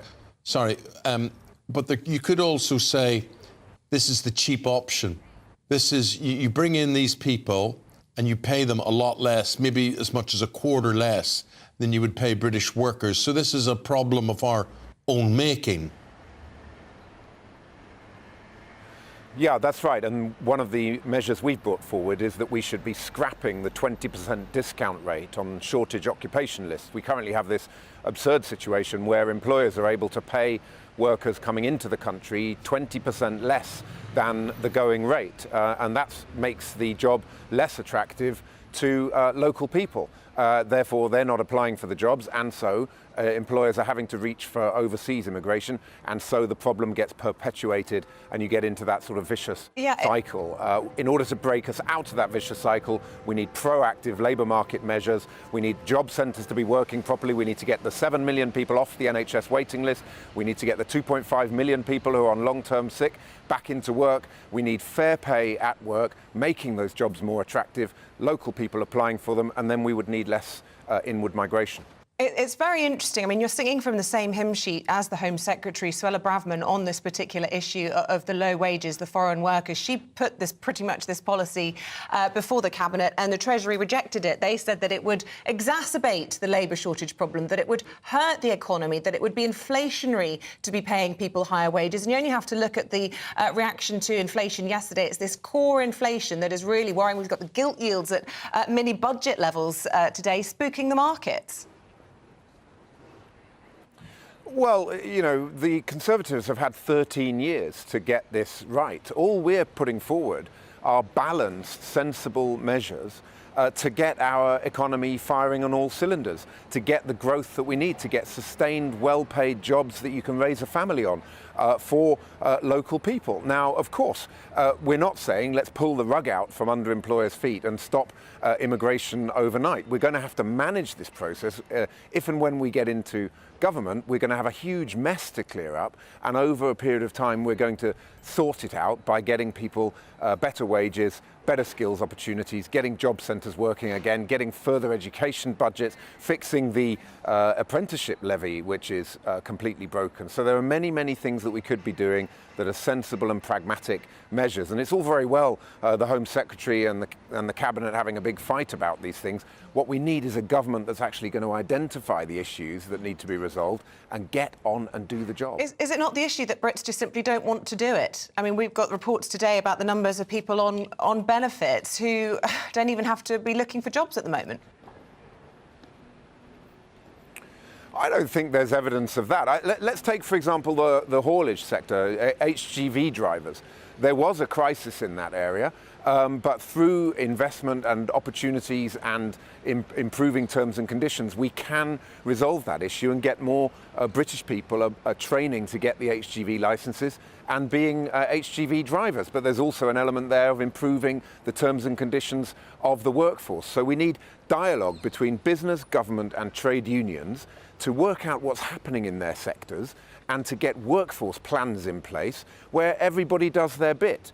Employers need to do their bit and maximise opportunities for local workers. Government needs to do its bit by helping on further education training, investing in our NHS, as Wes Streeting has set out in terms of massively boosting the number of doctors and nurses being trained here in the UK. And trade unions doing their bit as well in terms of supporting, providing the right terms and conditions for workers. You make those jobs attractive enough, local people will apply, they will get those jobs, and we'll get our economy firing on all cylinders again. Kind of got to leave it there. Thank you very much indeed. Just watching your head in that sunshine. It's Another beautiful, glorious beautiful, day in glorious Westminster. day. But you slap on some protection there. Stop it. No, but I'm just saying he could live to regret that. That's It's rocking it. It's looking looking very good. smart. if I Enjoy may the say. sunshine. Thank you very much indeed. And the reason Thank you very much, and great advice. I really appreciate it. Not at all, not at all. And the reason we're talking about that is, and we've got Freddie and Emma, and they've got the papers now. Emma, today we're saying, today being Thursday, Friday, Saturday and Sunday and into Monday, they reckon there could be as much as 3 million people moving through British airports. Yeah, I think Brits have suffered through the rainiest March on record for many, many years. And we are all ready for some sunshine. And with half-term coming up, with another bank holiday weekend, it's expected that flights abroad are going to go through the roof. Or possibly even through the skies. But yeah, the numbers are expected to be very, very high of people flying out on holiday at this point in time. Is it not a bit of a juxtaposition, really, to think about this? I mean, yes, I understand how we'll all feel good by doing these things, but people are trying to escape the economic squeeze that there is, and they're doing it by spending money. Well, yes, that is a conundrum, definitely. I think there is always a balance to be found between, just constantly grinding and, working to live and living to work, and that balance. But if that weather stays the way it is today... If the weather stays the way it is, then go for holiday on College Green, because that looked gorgeous. Yes, yeah. We should all get our tents out and go down there. Yeah. Let's stay in the Westminster... Oh, go on, Freddie, you wanted to add to that. I do think a lot of people are actually saying, just as anecdotally, are saying, we're going to do a holiday this year, but I know the next few years we're not. Yeah. So this is the year that we'll do it, and then we're going to have to, wind down the costs. Why? Because people are feeling a bit skinned, particularly with mortgage payments. Yes, and I think as increasingly as people come off their fixed rate ones, I mean, Emma was saying earlier, we're going to have a difficult few years. Yeah, I don't want to hear it. I just would like to point out, Emma did say we'll get our tents out. I'm just seeing there's some reaction to that social media-wise. So naughty. But it's as she did. I mean, and I just definitely clarified. said tents. I'm kind of saying, can't wait to get my tents out. From one cheeky chappy to another. I'm talking about Boris, not you, Freddie. Yeah. What's he in the headlines for today? Well, we will never, ever stop talking about Partygate. I think we just have to resign ourselves to the fact that The Guardian will still be doing front pages about Partygate in 2038. The latest Times splash today is that there is a clamour for the Prime Minister to scrap Boris Johnson's resignation honours list, which is something that a lot of people who hate Boris Johnson have been trying to do for a while. It is a bit of a ridiculous list. It's not as ridiculous as people say. Remind us who's on it. Nadine Dorries is on it. Stanley Johnson was put forward for a knighthood, but I think he was withdrawn quite quickly. Obviously, that's a bit dodgy. And I think, it's actually, I think now it's not as bad as people say. Alok Sharma was in there, wasn't Alok Sharma's on there, yeah. I mean, it's just anyone who's worked with... Nigel Adams. Yeah, so 3 that could cause him by-elections. Yes, that was an by-elections, interesting threat being made. His allies all coming out saying, right, if you keep going after Boris, we're going to cause problems for you, Rishi. Well, I mean, if these people get peerages, they will trigger a by-election because you can't be an MP and a Lord at the same time. And this is, I mean, Nadine Dorries' seat is very, very safe. I think Nigel Adams is probably the one with the lowest majority. One of the other 2 definitely would cause headaches in this current climate and could be a by-election loss. Now, talking about headaches, we go to the Mail now, and on page 10 in the Mail, there's a story about members of the House of Lords joining the backlash over criticism of a lady who is the Equalities Chief. What is the row? What has happened? So there was a report on Channel 4 News the other night about the EHRC, which is the Equalities Watchdog. It has a statutory duty to advise the government on various equalities policy. Just to be clear, not to be confused with the ECHR. Not to be confused with the ECHR. Very easily. Similar acronyms. Many acronyms, but no, this is a UK-based organisation that's job is to advise on how to implement the Equalities Law from 2010. And there was a report on Channel 4 News with a number of allegations of bullying against the chair. This has become particularly politically sensitive because the EHRC has advised that the definitions used in the 2010 Equality Act around gender and sex, which were used interchangeably to mean the same thing in the Act, we have since moved on quite considerably in the world, and there are tensions between biological sex and gender. You were talking about this earlier in sport. Baroness Kishwa is seen as somebody who has been pushing the clarification. Yeah. I believe that's a necessary clarification, but other members of her staff are more against disaggregating sex and gender. So this has become a political football, and I think it's a real shame because there are two issues going on here. First of all, the political football, that the EHRC's job is to not champion one type of equalities law over another, but to make sure that they are giving a clear balancing of those laws. So when they're asking for things to be better defined, that seems a reasonable ask. The other is whether or not bullying allegations have also become politicised. And I think that's a real worry because we absolutely have to make sure that anyone who's working somewhere and feels that they are being bullied can come forward. We also absolutely need to make sure that there is due process for the people who are under those accusations.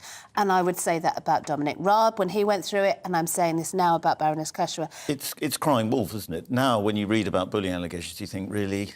Was it? And that's really worrying because there are people who are genuinely going through it. It's being used as a tool to fire people or to get people out of jobs. Yeah, to get people. And that is... and I do think we need to treat the people that we agree with and the people that we disagree with going through any process like this the same.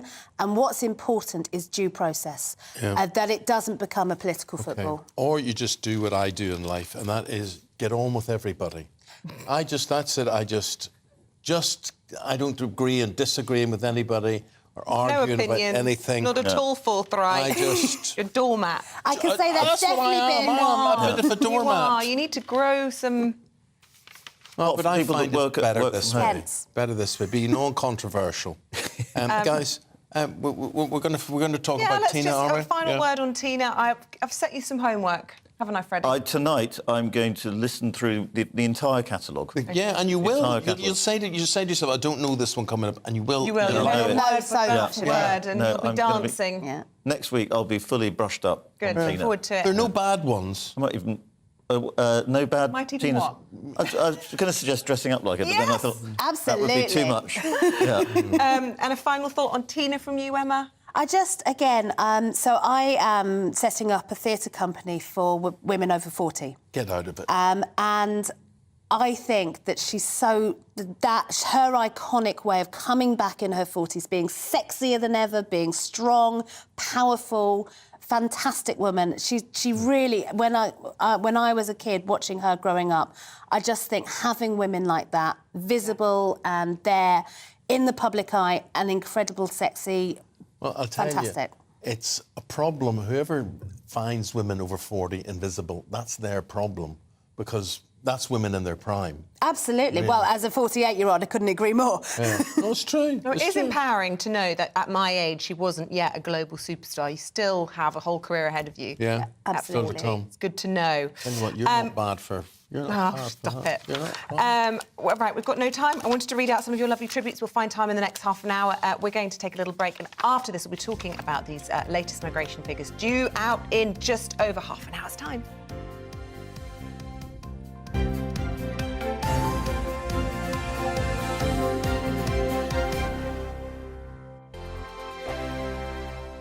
It's all about family, being in people's living rooms, all the interaction and getting to know who our viewers and listeners are. When I was young, my dad used to say, Nana, stop arguing. I wanted an outlet that would enable me to give my opinion. People are going through a really hard time right now, and I know that you don't feel like you're being listened to by the establishment. I came to GB News because it's the People's Channel, and I want the audience to have their say on the events of the day. We're dynamic. We do something different. Democracy shows that the wisdom of the nation is in its people. I get to travel to find out what the story is from a personal perspective. The British people aren't fools. We know when we're not being told the full story. We've got to work out how Britain moves forward from this. It's the best country in the world. The establishment had their chance. Now we're here to represent your views. Britain's watching. Britain's watching. Britain's watching. We're proud to be GB News. The People's Channel. Britain's news channel. I'm Jacob Rees-Mogg, the Member of Parliament for North East Somerset and a former government minister. For years, I've walked the corridors of power in both Westminster and the City of London. We need to have the arguments, the discussions on how we make it better. Crop failures, famine, war, suffering on a scale completely unimaginable. We are putting the cart before the horse. As Charles I said at the scaffold, he was the true defender of liberty. Yeah, I've completely derailed the conversation. Join me Monday to Thursday at 8 p.m. on GB News, Britain's news channel. So Jubes and Co, we tackle the issues of the day with real robust debate, both sides of the fence, battling it out with me in the middle with my forthright opinions and views, and often really interesting things happen because you start with a position and then by the end of the debate you find actually, well, I might not have thought about that one. What we need in this country is 2 new political parties. You should maybe think about doing a 2024 calendar. I'm Michelle Dewberry and I'm keeping you company right through until 7 o'clock this evening. GB News, the People's Channel, Britain's watching. I'm Mark White. As GB News Home and Security Editor, I cover those key issues that are so important to you. Our authorities, our communities doing all they can to combat violent crime. With the public services under unbearable strain, why are we still failing to control our borders? Defence, the first priority of any government, has been continually hollowed out. Can we trust our politicians to protect the armed forces? Join me, Mark White, on GB News. Monday to Thursday, 9 p.m. till 11 p.m. Join me, Dan Wootton. I'll bring you the sharpest takes and hottest debates. Do you not believe in prisons? I don't believe in prisons. I'm completely stunned. I guarantee you there'll be no spin, no bias, no censorship. I actually was personally quite offended by it. And no reason to go to bed. So I guess they've always been quite woke. That's Dan Wootton tonight on TV, radio and online. Monday to Thursday from 9 p.m. till 11 p.m. on GB News. The People's Channel, Britain's news channel. You've probably seen politicians interviewed 1,000 times, but we do it differently. We find out who they really are, we don't shout, we chat, and hopefully we bring a bit of light, not just heat. Did you know Kate Moss? Apparently. Do you have a pair of jeans or a pair of jeans? No, of course I don't. What would I do with them? My friends are like, oh my God, what's she doing now? Join me every Sunday at 6 for Gloria Meets, only on GB News, the People's Channel, Britain's news channel.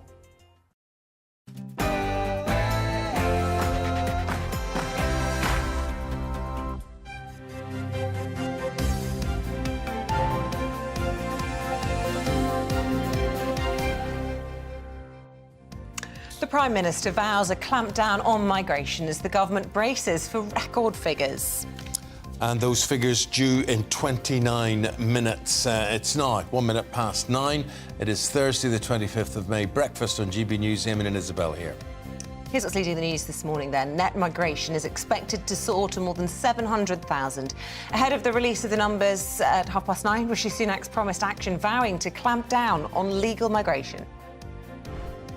And we're here in Dover watching these live images as the latest Channel migrants arrive here for processing. This is a very visible manifestation of the problem that is facing the Prime Minister. Mark White there. Boris Johnson facing further scrutiny during the pandemic as the COVID inquiry demands the release of his private WhatsApp messages. The chair of the inquiry is said to be considering criminal sanctions if the government doesn't hand the messages over. Police have confirmed for the first time that officers were following the 2 boys whose deaths sparked riots in Cardiff on Monday. South Wales Police, however, confirmed that the police van was not present at the time of the crash. Homeowners are being warned to expect further interest rate rises despite inflation dropping to 8.7%. Stubbornly high food prices could see rates peak at 5.5% by the end of the year. You're simply the best.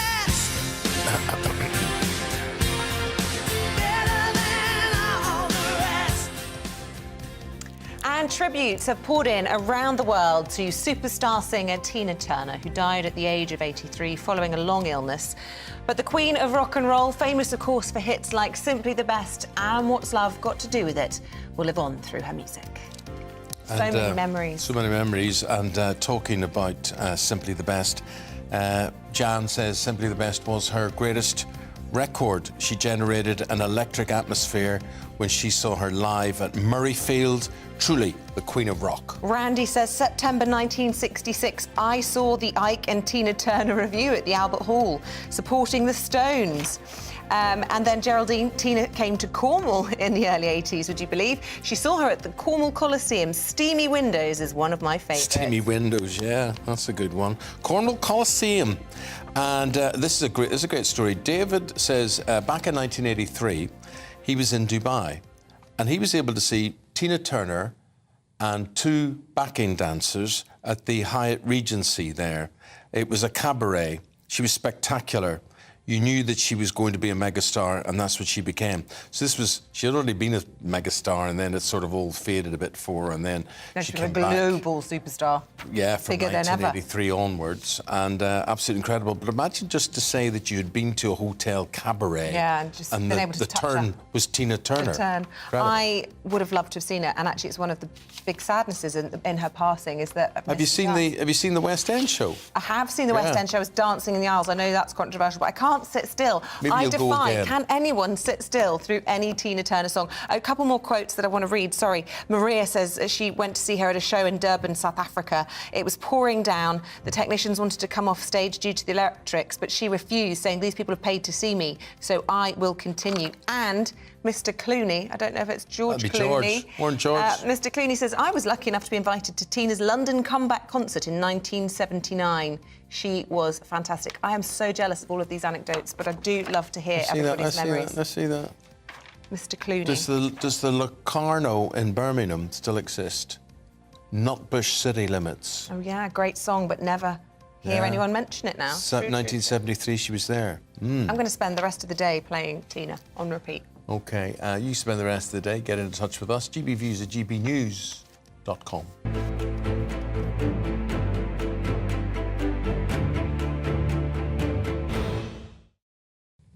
OK, the latest net migration figures are to be released in the next few minutes and are expected to reach record levels. The Prime Minister promised in Prime Minister Questions yesterday that the government would clamp down on people coming into Britain.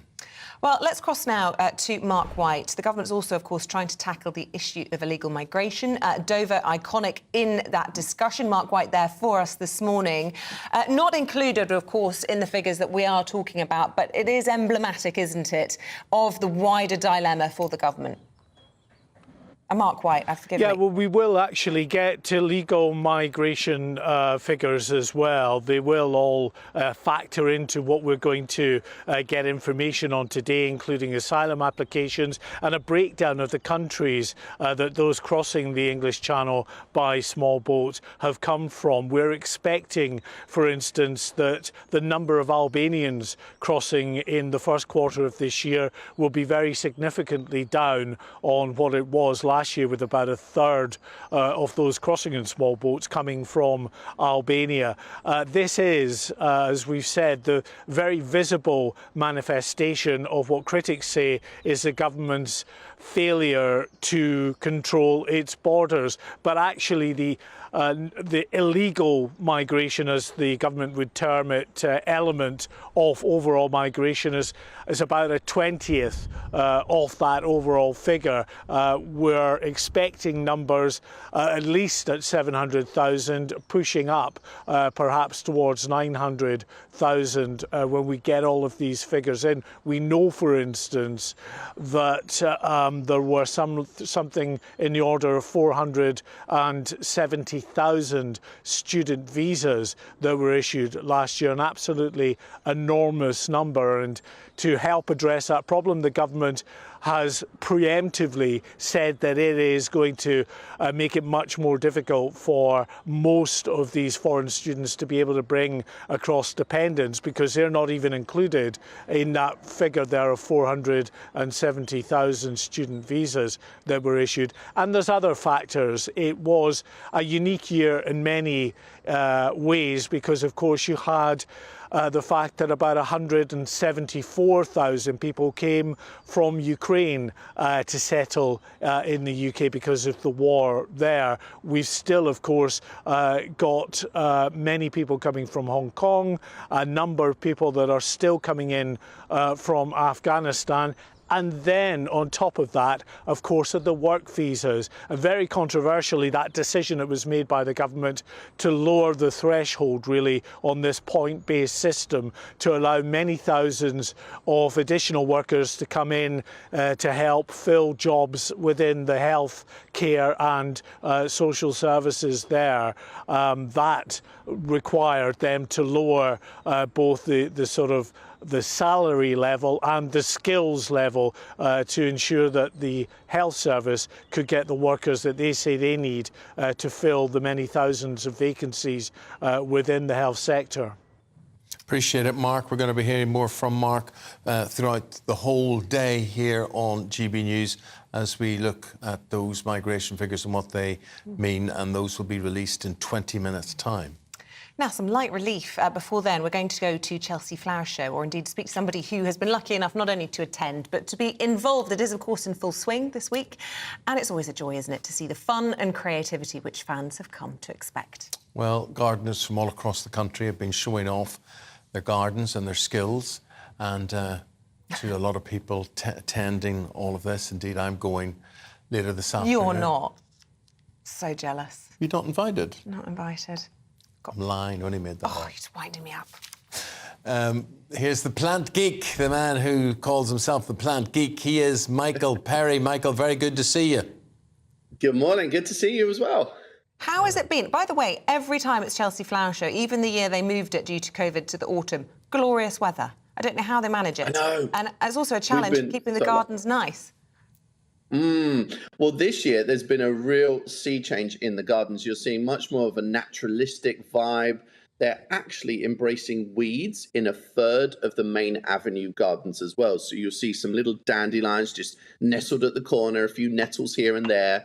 And even at least one of those gardens has got a gold prize as well. And you can see on the edge here where you've got those dandelions, because of course we're trying to change the face of weeds and rebrand them because they're so good for nature. For wildlife, dandelions, excellent for pollinators, great in salads as well, but also nettles, great as a caterpillar food. So we need to kind of shape how we look at weeds, because we're one of the most nature-depleted countries, and we need to then embrace no mow May, a few weeds in borders here and there to really kind of call them hero plants, resilient plants, rather than weeds. And what is a weed? It's just a plant in the wrong place. A lot of plants that we grow as exotics in this country would be weeds in Southeast Asia, for example. So it's about changing our mindset and not worrying about what the neighbours think. Oh, no, I'll tell you then, our motorways and our slip roads are the most beautiful places in the whole world then, because they're full of weeds all over the motorways, all over the slip roads as well. So you have nothing to worry about there, mate. Absolutely not. But there was a few great gardens that I just want to point out on Main Avenue as well. And one of my personal favourites was the Nurtured Landscapes Garden by Sarah Price. And I really hope this gets the People's Choice Award, because this is based around artist Cedric Morris's home garden back in Suffolk. And he actually bred a lot of the irises that you see in that photo. And I think this is an incredible achievement, because a lot of the colours of those varieties are quite muted colours, but she's used them to great effect. And really, it looks like a still life painting. And I was really lucky to be in there at 6 a.m. yesterday, and I saw this with morning light on there, and it was just gorgeous and really, really inspirational. That's on Main Avenue, and that is by Sarah Price. And I agree, it's utterly beautiful. I think irises are one of my favourite flowers in traditional purple, along with agapanthus. I think I just like purple flowers. But you wouldn't see any weeds in that garden, and it is controversial. I just want to pick up, because you were talking about it before, and how, you know, we need to champion them because they're important to nature. Totally get all of that. But there is a bit of there is a bit of a fight back. Is it Alan Titchmarsh who's upset by this, or some other very famous gardener, I'm not sure who, saying, what happened to horticulture? What happened to having a perfect lawn? Why are we suddenly celebrating, you know, mess? Imperfection. Yeah, I think it's about having that half and half approach, knowing that we've got a garden and outdoor space. This needs to be accommodating us as humans, but also accommodating wildlife at the same time. So this is where no mow May comes into it, because we're encouraging people not to mow their lawn just in May, just to give the pollinators that month in order to enjoy all the goodness that's there.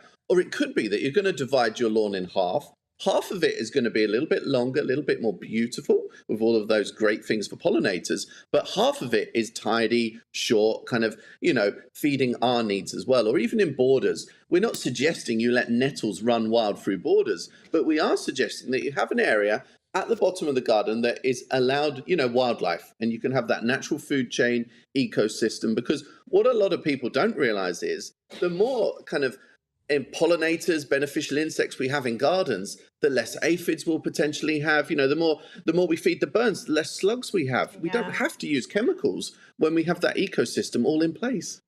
Good point. Well, Michael, you're the man. You're telling it as it is, and it's a whole re-education for so many people. But and it can all still look very, very pretty. Thank you very much indeed. Really appreciate it. Michael Perry there. Thank you. He is the plant geek. And Michael, he's gone. He's gone. I was just going to say, I bet you he pulled that plant and put it behind him where he was being interviewed. He knows there, how to do it. Just to look yeah, right. yeah. A man with green fingers. Andrew Pearce. Do you have green fingers? I do not have green fingers. No, I don't. I have a small front garden and I don't do anything to it apart from water it. Lots of weeds? No, it's I've got somebody who helps me out with it. OK, perfect. Yeah. You see, Andrew, I used to like the idea of order and whatever, and I really flirted a lot with artificial grass. Right. And how neat it could be. My father was a carpet layer, so that basically I saw everything like carpet going down the lawn like that. But my wife refused to let it happen anywhere we lived. And I think she's right. I think agree. she Well is. done, Ruth. Right. Nothing better also than the smell of freshly cut grass. Wonderful. Isn't it Unless lovely? you've got hay fever. Unless you've got and then hay it's fever. terrible. Yeah. But look, you get the big announcement in your time. Huge for us today. 9:30 on the dot when To The Point comes online. We get the immigration figures. What we're looking for. It was 504,000 last year. That's legal migration. Remember, this is a government that said they were going to keep migration pretty low. We've got Bev Turner in Boston, which is the Brexit capital of England. We have got there we go. as we speak there. She is. And Beverly, tell us why you are in Boston this morning in Lincolnshire. Well, this town, obviously 75% of people here voted for Brexit. They were frustrated, the locals, by the rapid influx, the numbers of people that were coming over, particularly from Eastern Europe.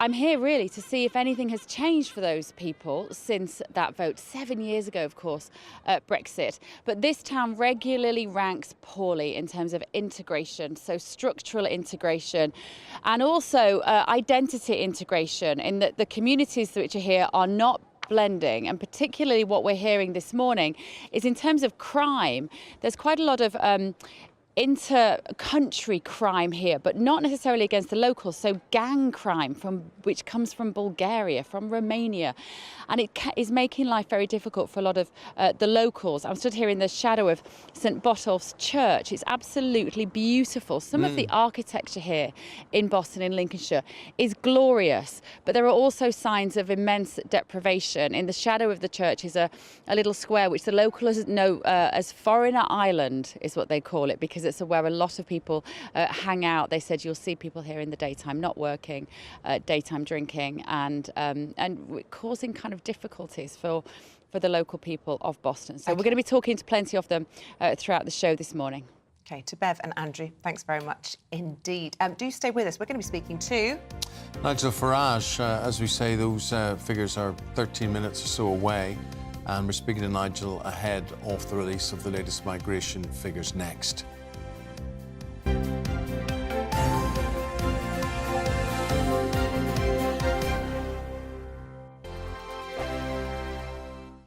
First and foremost, I am a GB News fan, and I was before I was working here. Just love the fact that we're asking the questions that a lot of establishment media won't ask. With a bit of a twist, we not only want to inform you, but we want to keep you entertained. It's worth the drive because you get in and the team's all ready and waiting, they're itching to go, and it's a proper little family. GB News is the people's channel. It's the audience that makes the programme sing. We're giving our viewers and our listeners a voice. I see the thousands of your letters, tweets, emails, you name it, coming in. Britain is broken. How on earth did we get into this mess? But more importantly, how do we get out of it? The establishment had their chance. Now we're here to represent you. It's time for something different. It's time for GB News. I'm very patriotic. I believe in Britain. Our best days lie ahead. Britain's watching. Britain's watching. Join us here on GB News. The People's Channel. Britain's news channel. Join me, Patrick Christie's Monday to Friday, 3 till 6. We tackle the day's news agenda like you've never seen before. It's high tempo, high octane, the most controversial topics and the best guests. You will not be able to take your eyes and ears off it. I'm not afraid to ask the questions that you really want answered. 3 till 6 p.m, Monday to Friday on GB News, the People's Channel, Britain's news channel. I'm Andrew Doyle. Join me at 7 o'clock every Sunday night for Free Speech Nation, the show where I tackle the week's biggest stories in politics and current affairs with the help of my 2 comedian panellists and a variety of special guests. Free Speech Nation, Sunday nights from 7 on GB News, the People's Channel, Britain's news channel. Every Sunday from 11. Join Michael Portillo. There will be topical discussion, looking at the week before and the week to come. So kick back and relax at 11 a.m. on Sundays on GB News with me, Michael Portillo. GB News, the People's Channel, Britain's news channel. GB News has its own late-night paper preview show, Headliners, where comedians take you through the next day's top news stories. You don't have to bother reading the newspaper, we've got it covered for you. Headliners, every night at 11 p.m. and repeated every morning at 5 a.m. We won't send you to sleep like some of the other paper review shows out there. GB News, the People's Channel, Britain's news channel. Join me, Camilla Tominey, on Sunday mornings from 9:30, taking the politicians to task and breaking out of SW1 to see how their decisions are affecting you across the UK. Bursting the Westminster bubble every Sunday morning, only on GB News, the People's Channel. Britain's watching. Monday to Thursday nights on GB News. At 6, it's Dubes & Co. 7 o'clock, Farage. At 8, join Jacob Rees-Mogg. And at 9, Dan Wootton Tonight, followed by Headliners. On TV, radio and online. This is GB News. Westminster is going around in ever-decreasing circles, followed by the media. Britain is broken. How on earth did we get into this mess? But more importantly, how do we get out of it? Join me at 7 p.m, Mondays to Thursdays on Farage, here on GB News. We will have open, rational debate. We've got to work out how Britain moves forward from this. Join us here on GB News, the People's Channel. Britain is watching.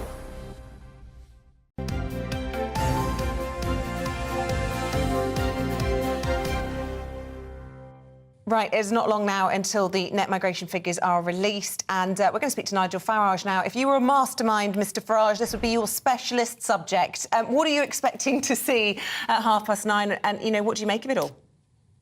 What I'm expecting to see is that net migration, since the Conservatives came to power, will be somewhere between 3.6 and 3.8 million. And that from a Conservative government who at every single general election have promised either net migration of tens of thousands a year or significant reductions. And you begin to understand that these promises that have been made to the public have never been sincerely held. It's what I'm now calling the great immigration lie. And off the back of it, Rishi Sunak will give a speech to say, we understand the problem and we're going to deal with it. And you know what? Nothing will happen. And so to me, the most important thing here is an absolute breach of trust and faith between our elected government and the people that put them there.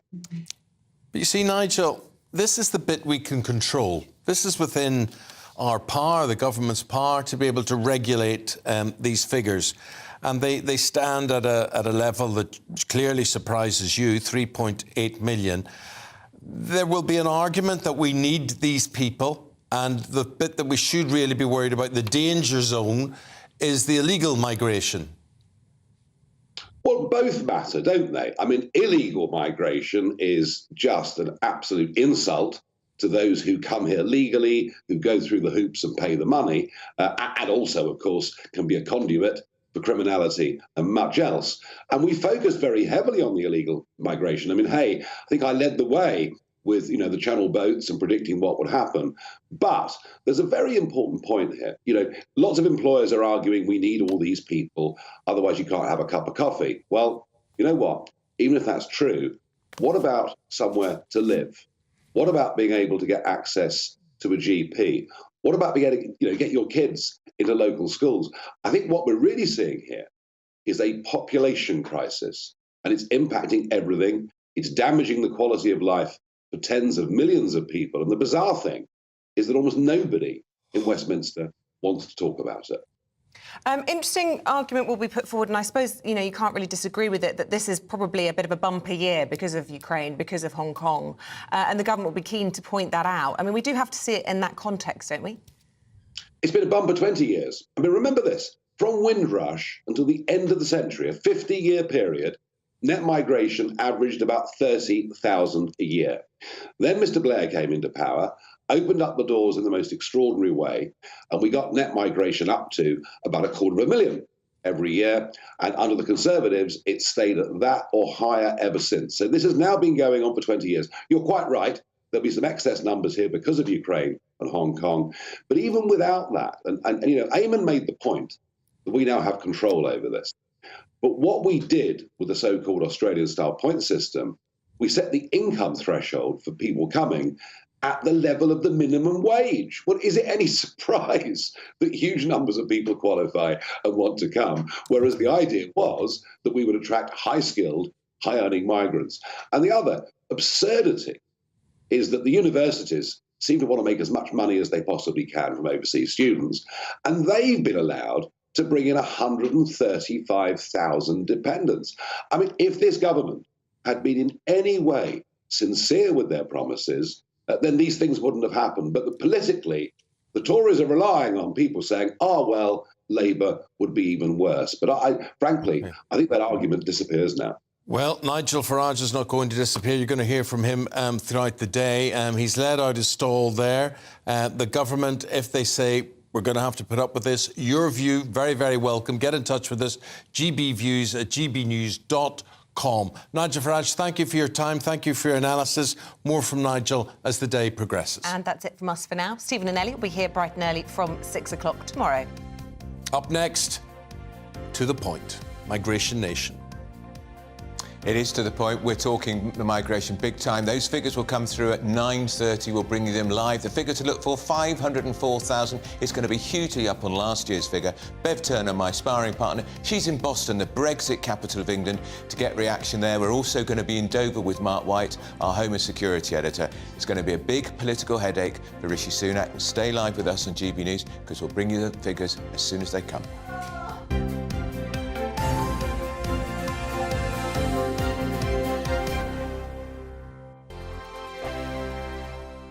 It's all about family, being in people's living rooms, all the interaction and getting to know who our viewers and listeners are. When I was young, my dad used to say, Nana, stop arguing. I wanted an outlet that would enable me to give my opinion.